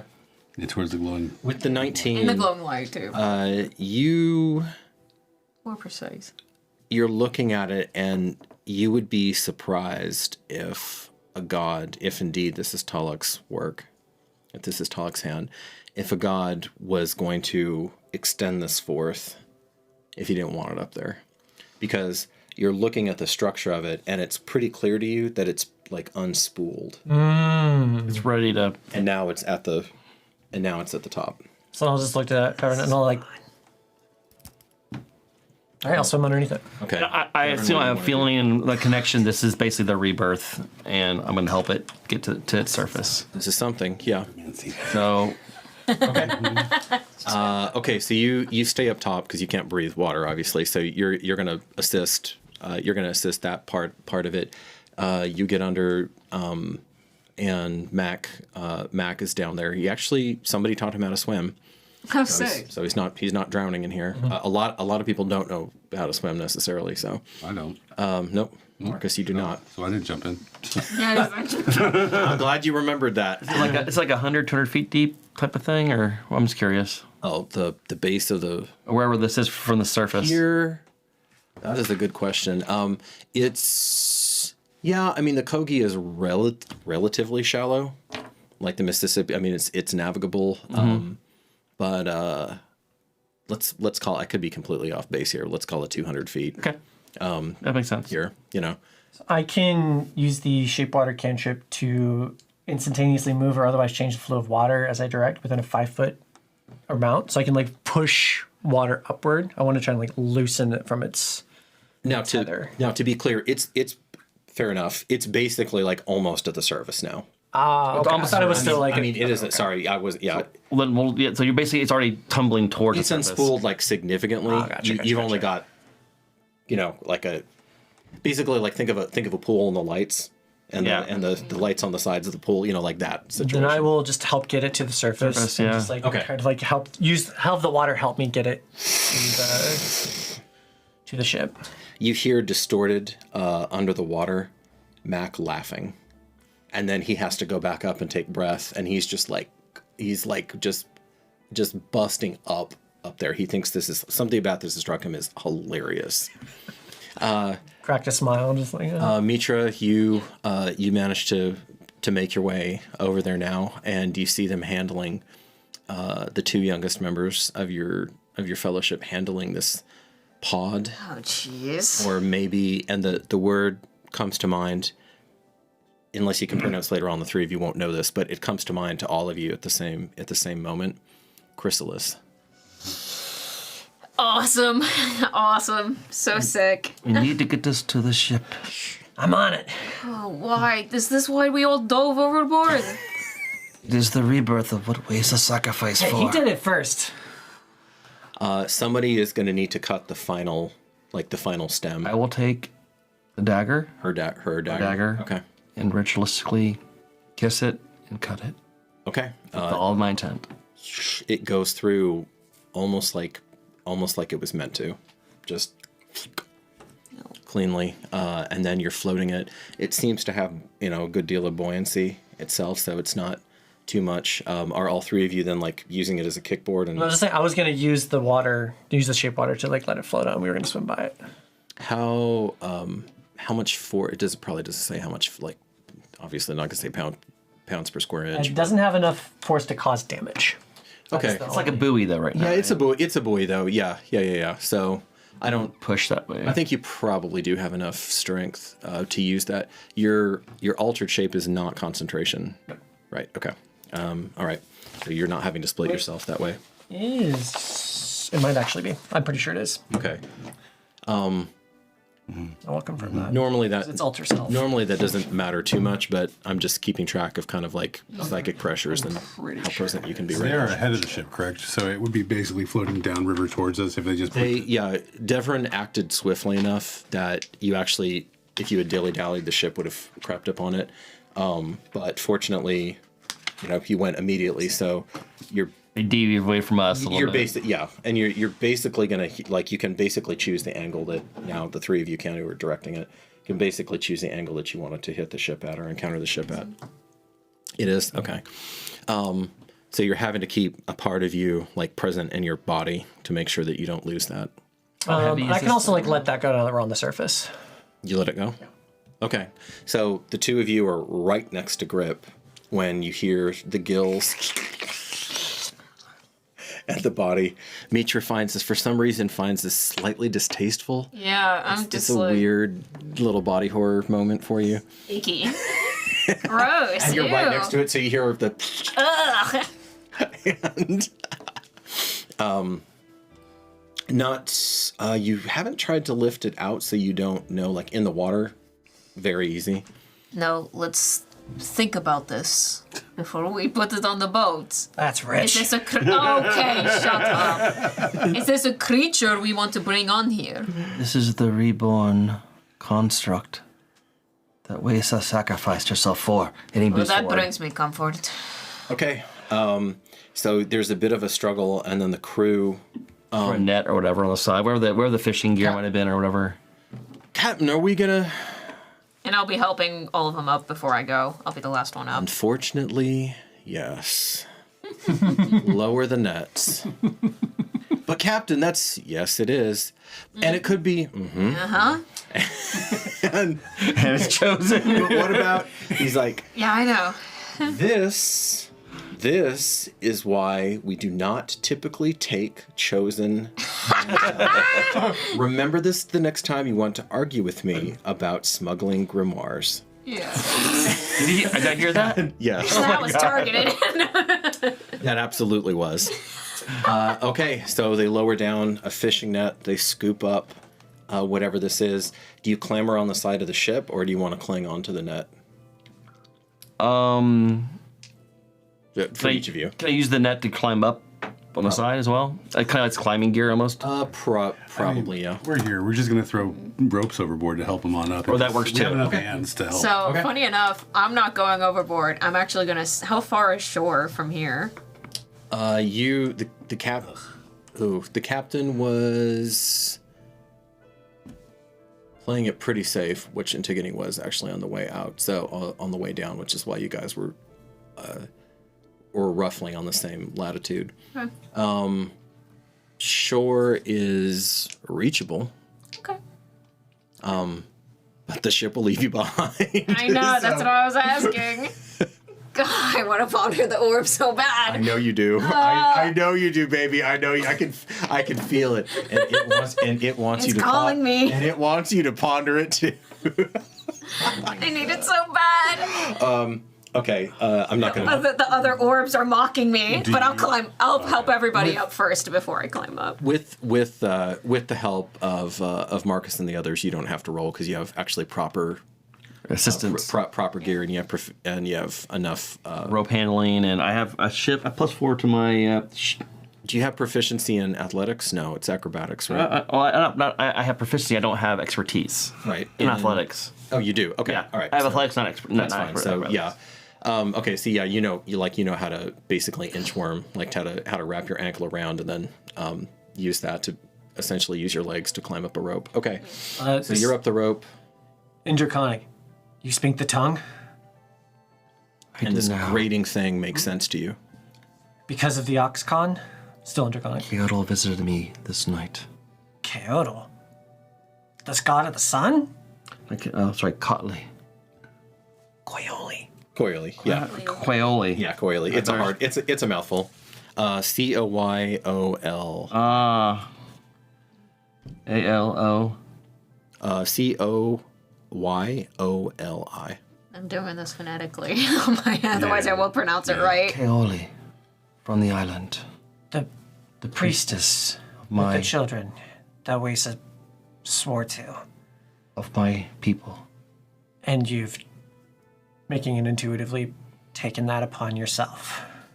I mean, you can feel the weight on him. You know? Just not judgment, just like No. understanding what's happened.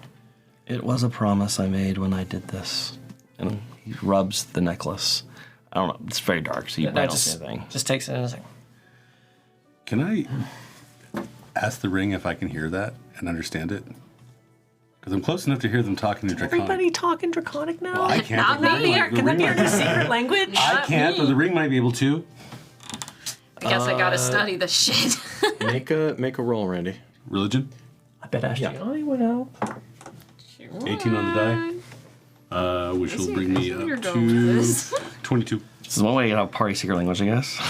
I'm trying to decide if Sorry, 23. I'm trying to decide. So you learned something. You confirmed something. You'd suspected this as the player, maybe even as the character. You confirm it in the moment that the ring, the languages that the ring speaks, are all the languages of any child who had ever been in Ten Troll Den, which was a refuge for extraordinary children until 5 minutes ago. And that's how those languages were acquired. I'm trying to decide if there was ever a child who went through this refuge, Ten Troll Den, that spoke Draconic. And I think on a 23, the answer is probably yes. So I would have heard all that and actually heard it. And you are attuned to the ring now, so yes, you can. So you can't. You do not speak it the same way that like Devrin does, where it's perfect and fluent. But the ring will essentially translate it to you, so you're a little bit behind. But you're listening to the. Can you speak it or only understand it? He doesn't know yet. Oh. That'll be fun. Great. Well, that's good, Noel. All right. Good job, Okay, everyone. and Mitra, you now have. The captain says, "Man overboard." He jumped. He jumped. It was a necessity, Captain. Right, and he's I still owe not you- looking at you. I owe you a favor. That probably isn't the right time to say that. Get us safely to your destination, sir, and we will consider the ledger balanced. Okay, so crew, listen. Captain, we're going to back away from the glowing enchanted pod. We are not touching the pod. We are not scratching the pod. We are not eating the pod. And with each thing, he's talking to someone specifically. Looking at you guys. Looking at you And- specifically. And Gracious, I need you. Your eyes. Okay. We are not pissing on the pod. Don't ask. I don't think I will want to know. Right. And with that, this very disciplined crew just basically moves, and Patience looks over to you. Emissary, we're going to have to move. Could you ask the captain permission to move some of the women and children below decks with that? What did he call it? Pod? Yeah, it's pod. I don't know what it means either, but it's pod. So I guess like a P. But that's a crazy P. Anyway, we're not going to have room up here, so. Right. Captain, it's an easy one. Yes. It's an easy one. Can we move some of the women down below with the children? I believe your title is Emissary? And Dizzy or Marcus, whichever. Wonderful, Emissary. What would you like? We'd like to move some of the women downstairs with their children. I know you've already given permission, but they'd like a reaffirmation that's all right. Pregnant women and nursing children would be welcome below decks. Is that sufficient? As I look to Patience. She does a quick. Thank you. Of course. To serve is to exist. I feel very much the same. And So was she saying that they should move the pod below decks? no, The women, I because of the misunderstood. pod. no, that some Because that, of that that, some of okay, the yeah. refugees are going to have to move below decks because they were already stacked like. Wait, how big is this pod? Like, how massive is it? They are not sleeping next to the pod. So the pod is only like person-sized. Well, it's slightly bigger, but Okay. basically person with padding, you know? I'm sleeping next to the pod. But yeah, nobody, like the captain doesn't want anybody within, like 15, 20 feet of that thing. So Well, we should find a place to put it. I kind of like hit Grip and you're going like, oh, don't let me look at the pod. He jumped. What do you expect me to do? And they'll walk off. Is it too late to get back to sleep? The long rest is ruined. If you go to sleep now, you can. I still need to sleep. The glow is slowly Nothing receding. else. Nothing else. I'm talking to all of you except Grip. Thank you. Nothing else. I go to sleep holding the silly stone. Like, is this what Titus had to deal with every single time as he's just climbing his way down here? Like, good luck. I don't know what it is. We'll find out in the morning. I need to get some sleep. And with that, I'm going to grumpily move my way back to my bed. Emissary? What? It's Without opening my eyes. You see, this is your Lepidus Minor, so this is Titus's longtime childhood companion, who is not chosen. And he says, should we stand vigil over the pea pod? I'm looking back at it. Does it remind me of a chrysalis? Does it remind me? Because I've seen plenty of nature out there. I've seen plenty of things. Is there things moving inside of it? Not that you can see. No. Yes. Only that Mitra can see. Yeah, unfortunately. Take it in shifts. Well, I'm sorry, not detriment. Other campaign, yeah. Right. Devon will be sleeping next to it, apparently. Try not to touch it if you can. Please don't touch it yet. Oh, I'm touching. I mean, I feel like touching it, right? Mm-hmm. Oh. As Definitely's just like, No, I'm like leaning against it. Take it in shifts. If it moves, wake us up. If not, if it moves, hit it. No. Stop anyone from coming close to it. If you see him burning alive, if you see him like, then we hit it. Yeah, then hit. Yeah, no, just watch it, please. Okay. Yeah, just watch it. It's okay. The construct of Tolla coming to bear. Right. Which has a whole world of questions that I have beyond that. Oh, that's reassuring. Go to sleep. I'll deal with this. Thank you. I'm watching it. And so you're the best. Of course you are, big guy. So Lepidus Minor, your Lepidus Minor, Titus's Lepidus Minor, who is about as tall as he is broad. He basically looks like a massive dwarf. He's a wall. He's like a wall. he's like a 5'6" dwarf. Nice. And then he goes over there and where's Elry? And Elry has crept over, and without really, he's known Lepidus his entire life, so without really saying much, he just curls up like next to Lepidus, and the two of them are. Was he sleeping with us before this happened? Go. Yeah. Sick. Elry looks kind of a little bit. He glares at the pod because it's taken him away from a nice, warm human. You remember initially? To Elry? Yes. Yeah? This is a sister. Soon to be. Oh, I take that back, Peapod.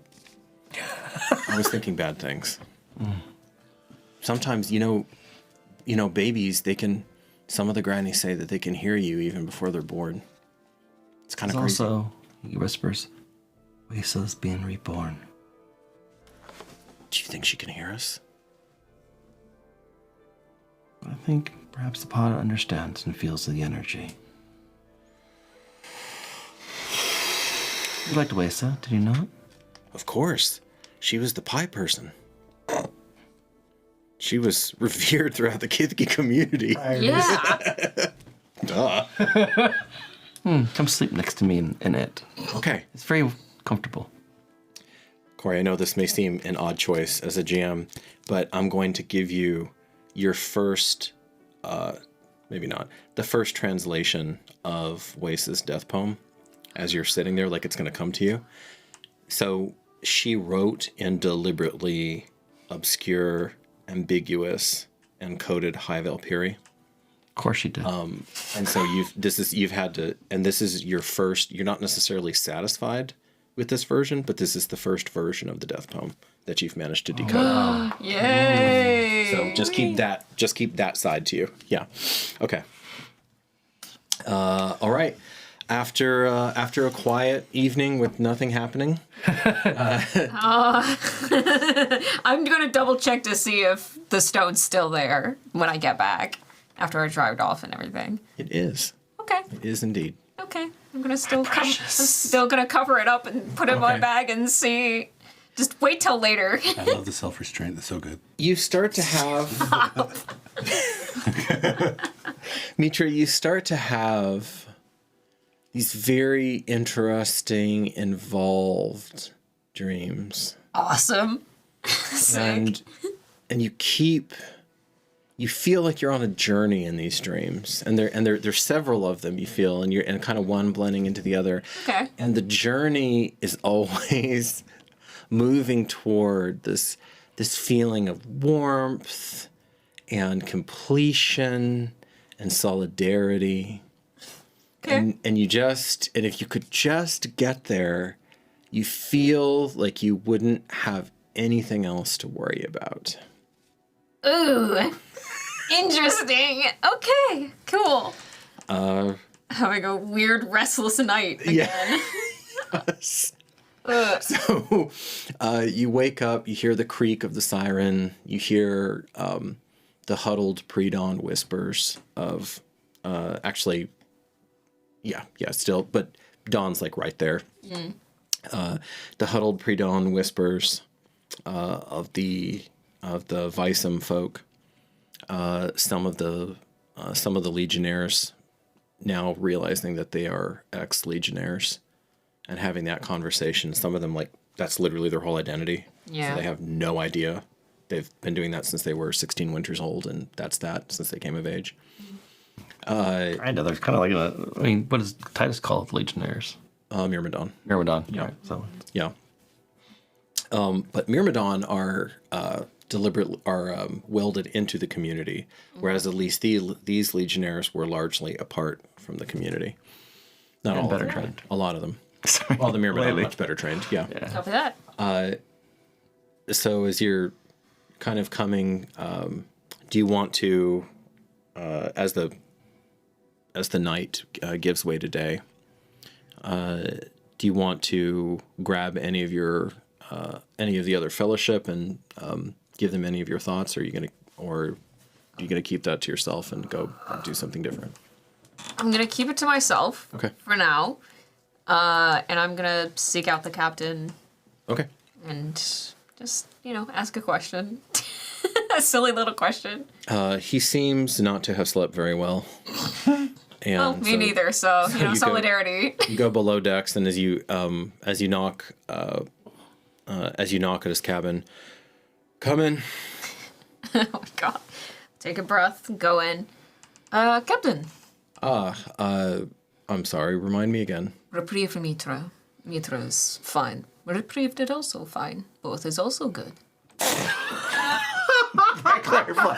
Reprieved. This poor guy. How may I be of service? It's very I easy hang to do. on thy every utterance. Is there a chance to dock for an hour? Maybe less. A torch. For A torch. a torch now? Not now, but perhaps nightfall, before nightfall. I assume these people are not very used to being on the boat like this for such a long time. And No, we've been having people vomiting over sides and all of the usual, but also, fortunately, the Kogi is relatively gentle, so... Well, there's some crude metaphors I could resort to, but I'll just say it's an easy way it's the best way to ease people into these sorts of things. yeah, well, it would be nice to have them be on land for maybe a torch, maybe less. Unless you like crude metaphors, in which case I could be more than happy to, but... In lamer terms, there is something suspicious about this pod, and we would like to at least put it on land to see what is... Really? Just to... If something does happen, the people in here, your crew, will be spared. That's an interesting choice of words, reprieved.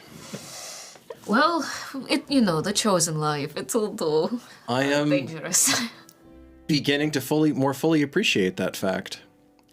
Well, so you're telling me that the glowing, floating, unearthly turquoise-colored textured pod I know it seems obvious now that I say it aloud, but with alien sigils shaped all on its surface might be a danger to my ship and my crew. I believe you, actually.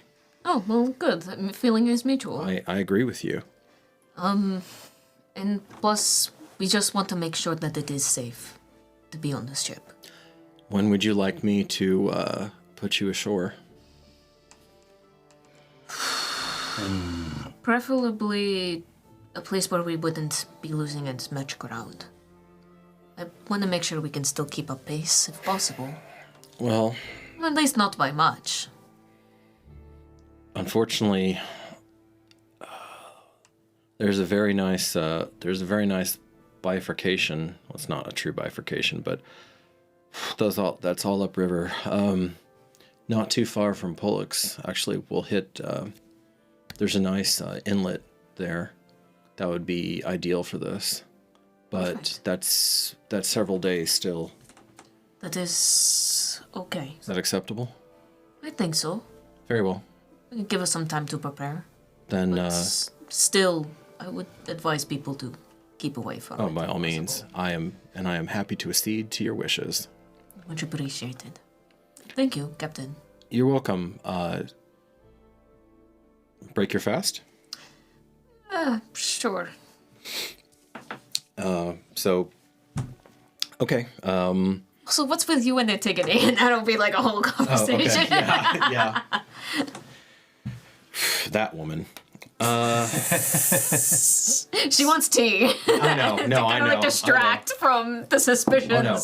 You've been my player long enough. I understand that Mitra is thirsty for tea, okay? I understand this about the I character. need it.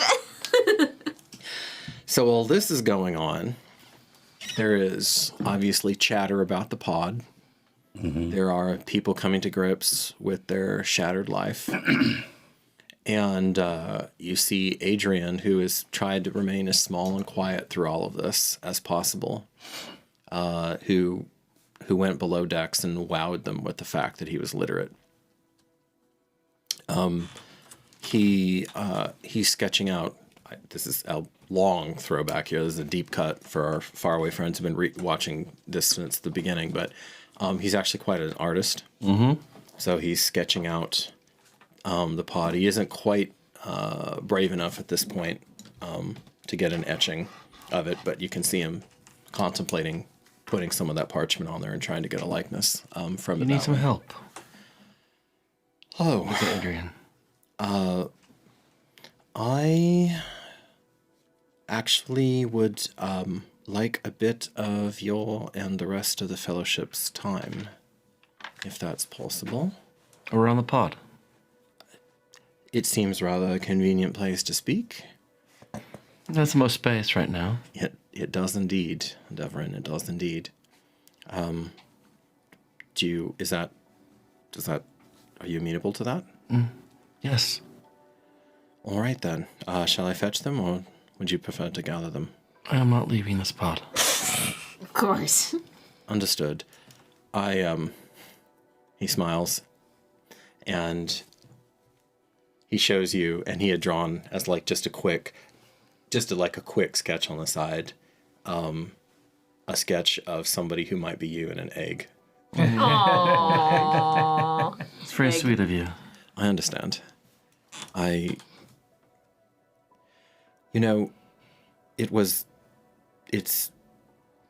It's damn nice to see that kind of love reflected. I miss Katrin. I never met her. Hopefully one day that changes. I'll get the others then. Thank you. Speaking of that kind of love, I guess Mac and I are just hanging out.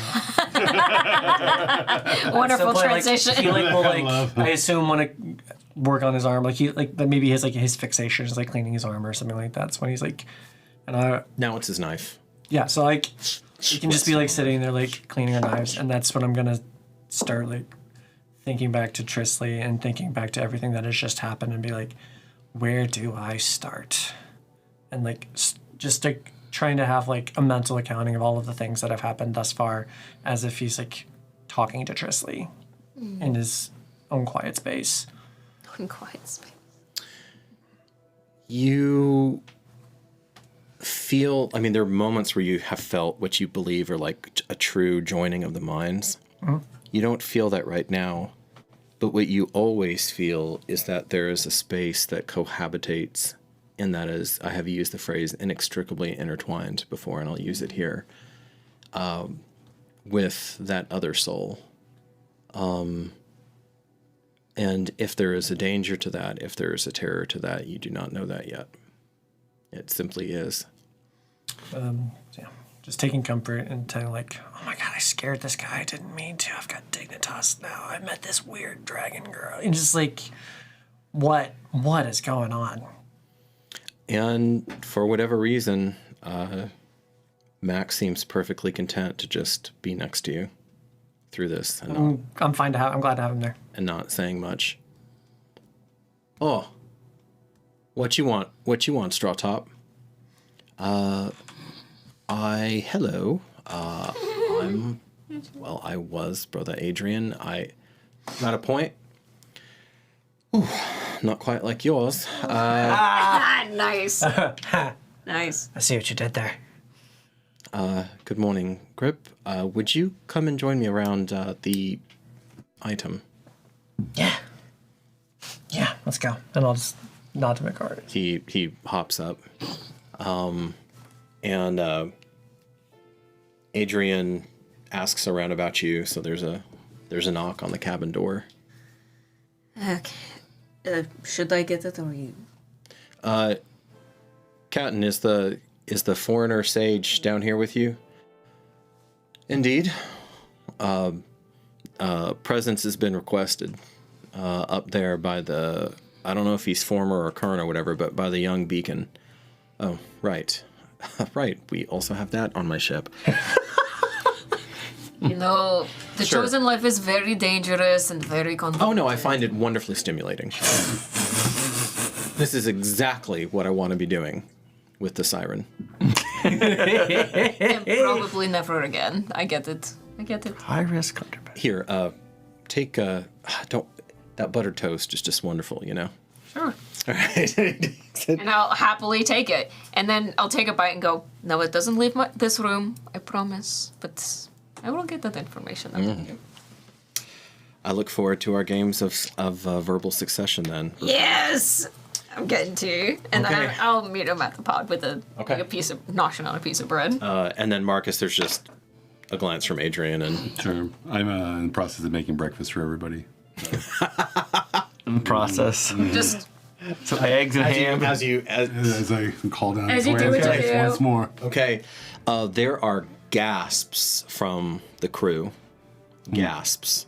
And there are like murmurs of like deep approval, appreciation, and for some of the newcomers, others of them turn and kind of slap their shoulder. You see, this is what I'm talking about. This is right. Look at what he's doing. He's taking sunlight and creating sustenance for our bodies. sick. Because that's what it looks like to me. Yeah. Did I have any nightmare? Sorry, whenever I was waiting for this, go ahead, please finish. I'm making sure that there's barrels this time for the water, so that it wasn't just going to sploosh all over the floor. I learned from my first time. With what you can... Okay, the siren's going to have just enough to accommodate that then.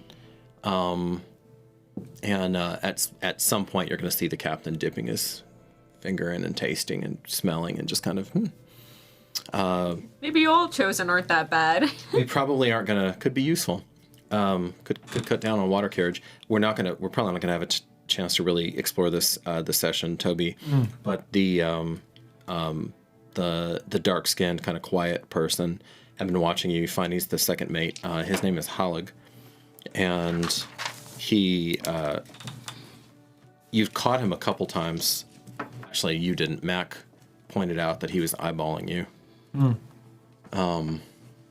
A couple times, but otherwise he's kept his distance. So, right. Thank you. I see you are all very preoccupied at the moment. Now I feel stupid. No, you're not stupid, I promise. Just go on with it.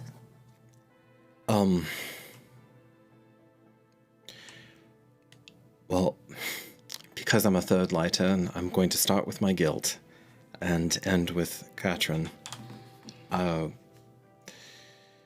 No, I'm going to start with Katrin. On the off chance is this anything that any of you can do. I know I have some idea of what her circumstances are. Now she reached out to me and found me last night. She's in a land of mist and darkness, and I fear for her. Marcus, you especially, if there's anything that you can do to help her or send her the grace of your goddess. Oh, I will think on this. I would appreciate it. Perhaps more will come and I will be able to draw it for thee. I wonder if some of your prayers on him, maybe she might feel it too. That's a good idea. Actually, that's really good. Yeah, I'll try that. Well, later, but right now, go on. Thank you. That's a great idea. Worth a shot. I knew there was a reason I came and asked. And she is attempting to close the rift from that side. Brave. Very brave. Will she be coming back from that side? I don't know.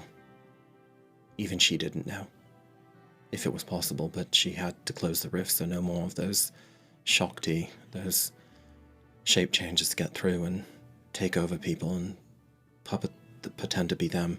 This is what's going on in Leptis, yeah? It was closer than anyone knows. I'm one of the few people, there are less than half a dozen of us left alive. The magistrate knows, he understands, his wife does, I do, Ricinia, Vale. That, and Indra, that might be it now. In your own time, Adrian, I would like an accounting of that. That's what I. Indeed. As would I as well. All of us would like to. They got close. So,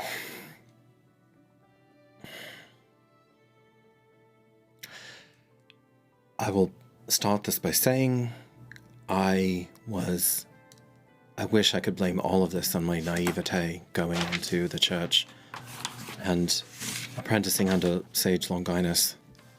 You have to understand it was an immense honor to be chosen by him. Anyone of the Third Light, indeed anyone with any interest at all in academics or the pursuit of knowledge or even epistemology, he's an authority, he's a celebrity. You went in with good intentions. And Heresy, not blasphemy. I can hardly stand to be in the company of this body.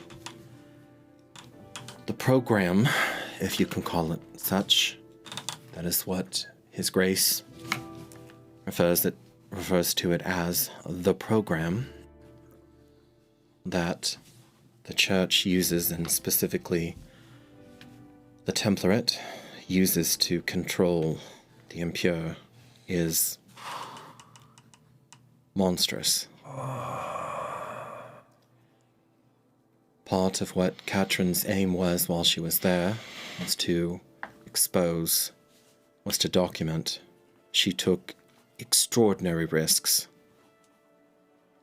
She used her mastery of illusion, but it is no failsafe. And they have dealt with will workers before. She was very nearly killed herself. In the face of that, I could hardly not help my twined soul. And so I did what I have become very good at doing, which is researching and collating. Sage Longinus was cagey, of course, but over enough moons, I got what I needed. I'm observing to make sure I don't see anyone looking ears, stuff like that. Any Gladius looks, any sleeper Any of agents. that, I will That is- that that I is will a put a ring fair- in their ear if I see someone looking, listening. That is a fair concern, Corey. He might even notice you, eventually do that, and just kind of nod. I will write it for you if you want. I don't know if I can bear to speak aloud what they do to them. Do whatever makes you feel more comfortable. I am a coward, Mitra, and you should not be so kind to me. You have been so generous. I am disgusted with myself that I sat and I was complicit for winters. Winters. And that it took Katrin reminding me of what the third light was, and she's not even a believer. That ultimately it's the quest for wisdom. But you found the light, no? And you are now here. You can make amends. Perhaps this is the change you needed, friend. And also, for someone so smart, you should use the proper terms. You're not a coward. You're here. I don't know what you are, but it's not that. Well said. Perhaps you were afraid. That may be true at the time. So was Katrin, but she still acted. Sit in that Katrin's chosen, you are not. Let him continue. The conditioning is severe and very, very thorough. There are levels to it, and for most of their lives they are forced to wear a gem. The dull black thing that allows control of them. They are not released until they are broken to the fist, is the phrase that His Grace most delights in. Grace? I'm thinking some things right now. I'm thinking some things. He is, of course, aware, and this program could not continue without his patronage. Do they still have it now? Oh, This yes. gem? Oh, yes. And the reason I tell you this, Grip, what works on the impure, I'm not certain. But if they were able to maim you with the gem, it may be enough to tame even your draconic energies.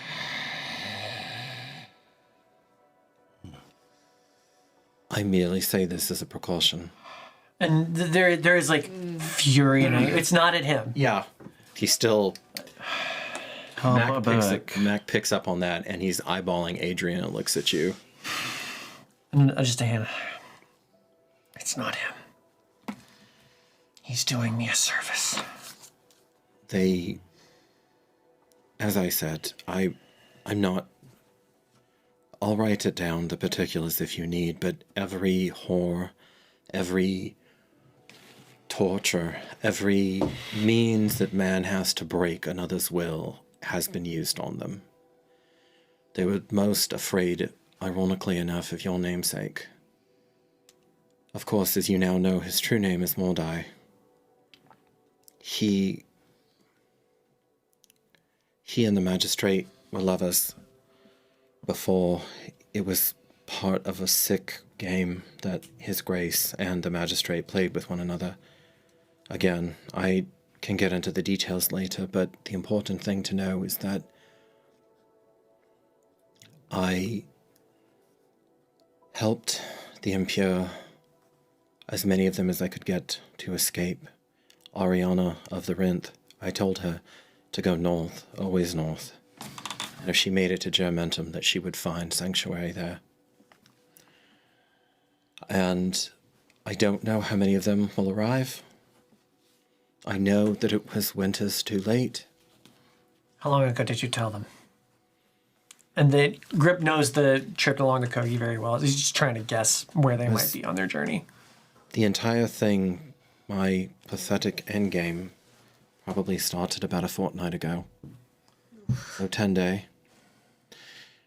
The swiftest of them, if they could find stowaway on a boat, might even be there by now. Mordai, I refuse to call him Agrippa any longer. Mordai couldn't go. He couldn't break the conditioning. Not fully.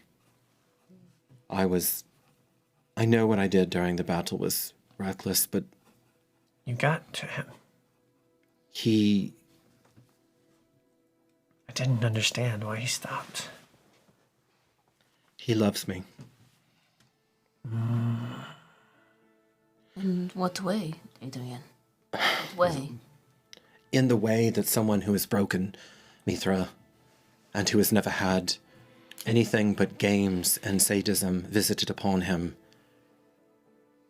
loves someone who gives him a potential pathway out.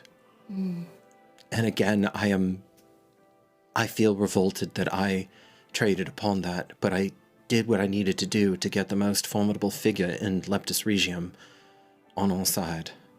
No, it was brave of you. And I do care about him. He was going to kill Katrin, and I told him that wasn't who he had to be. In that moment, it wasn't who he had to be. And that's when he told me his name, through tears and agony. To speak his name nearly killed him. That is how deep the gem goes. And they had him since he was 4. Do you understand what I'm talking about? I think I do. Is there a process to reverse or release them? I was working on that, but I don't know. Work you shall continue. And destroying it, I assume, is not an option. The feedback can kill them. I assumed. That happened. Has killed them. Perhaps the ones who are strong, very strong like Mordai could survive it now. Perhaps even the ones who might not survive the transition might wish for death instead. So, I just wanted you all to understand who I actually was and how vastly short I have fallen of the ideals of my faith. Everything that happens before leads to what is coming. The steps you take today will determine your fate. Until you remembered. You have done us a great service, both in this farce of a trial, now telling us these secrets, pledging yourself to this cause. And above all else, you've helped Mordai more than anyone else, I think. And us, we may be dead if you weren't there. Not to mention the ones that you sent along already, who you were able to help break those chains. They may have killed all of us. So your presence and your path was chosen, or was for a needful purpose. One would argue you are just as brave and as strong as Catherine. More so, you are chosen. Don't denigrate yourself. Don't diminish what you've done. You are not chosen, and yet you stood up against one of the most powerful churches in the known world. Because you felt it was wrong of what they were doing. He would have killed us had you not intervened. You do know this. You can be humble, but do not diminish what you have accomplished. Marcus, I went by the Chamber of Horrors. I knew. And you will take that memory with you for the rest of your days. For moons, I did nothing. Because I was terrified. Then what will you do today? Today? Well, I suppose I'll help you figure out this mystery. And that will be enough. I'm told I do it rather well. I cannot speak for Quailethorn. Not anymore. Not the way I used to. But I can tell you that you have nothing to feel guilt over from this point forward. Dwayne has seen your truth, and she accepts it. You do not even need to accept her.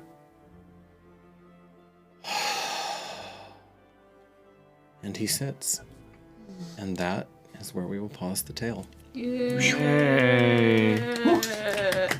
All right. 7!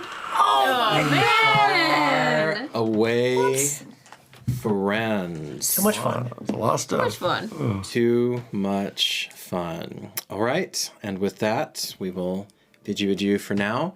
As you go on about your way, stay safe, stay curious, and don't be too shy to investigate mystic pods. Yeah. Or magical orbs.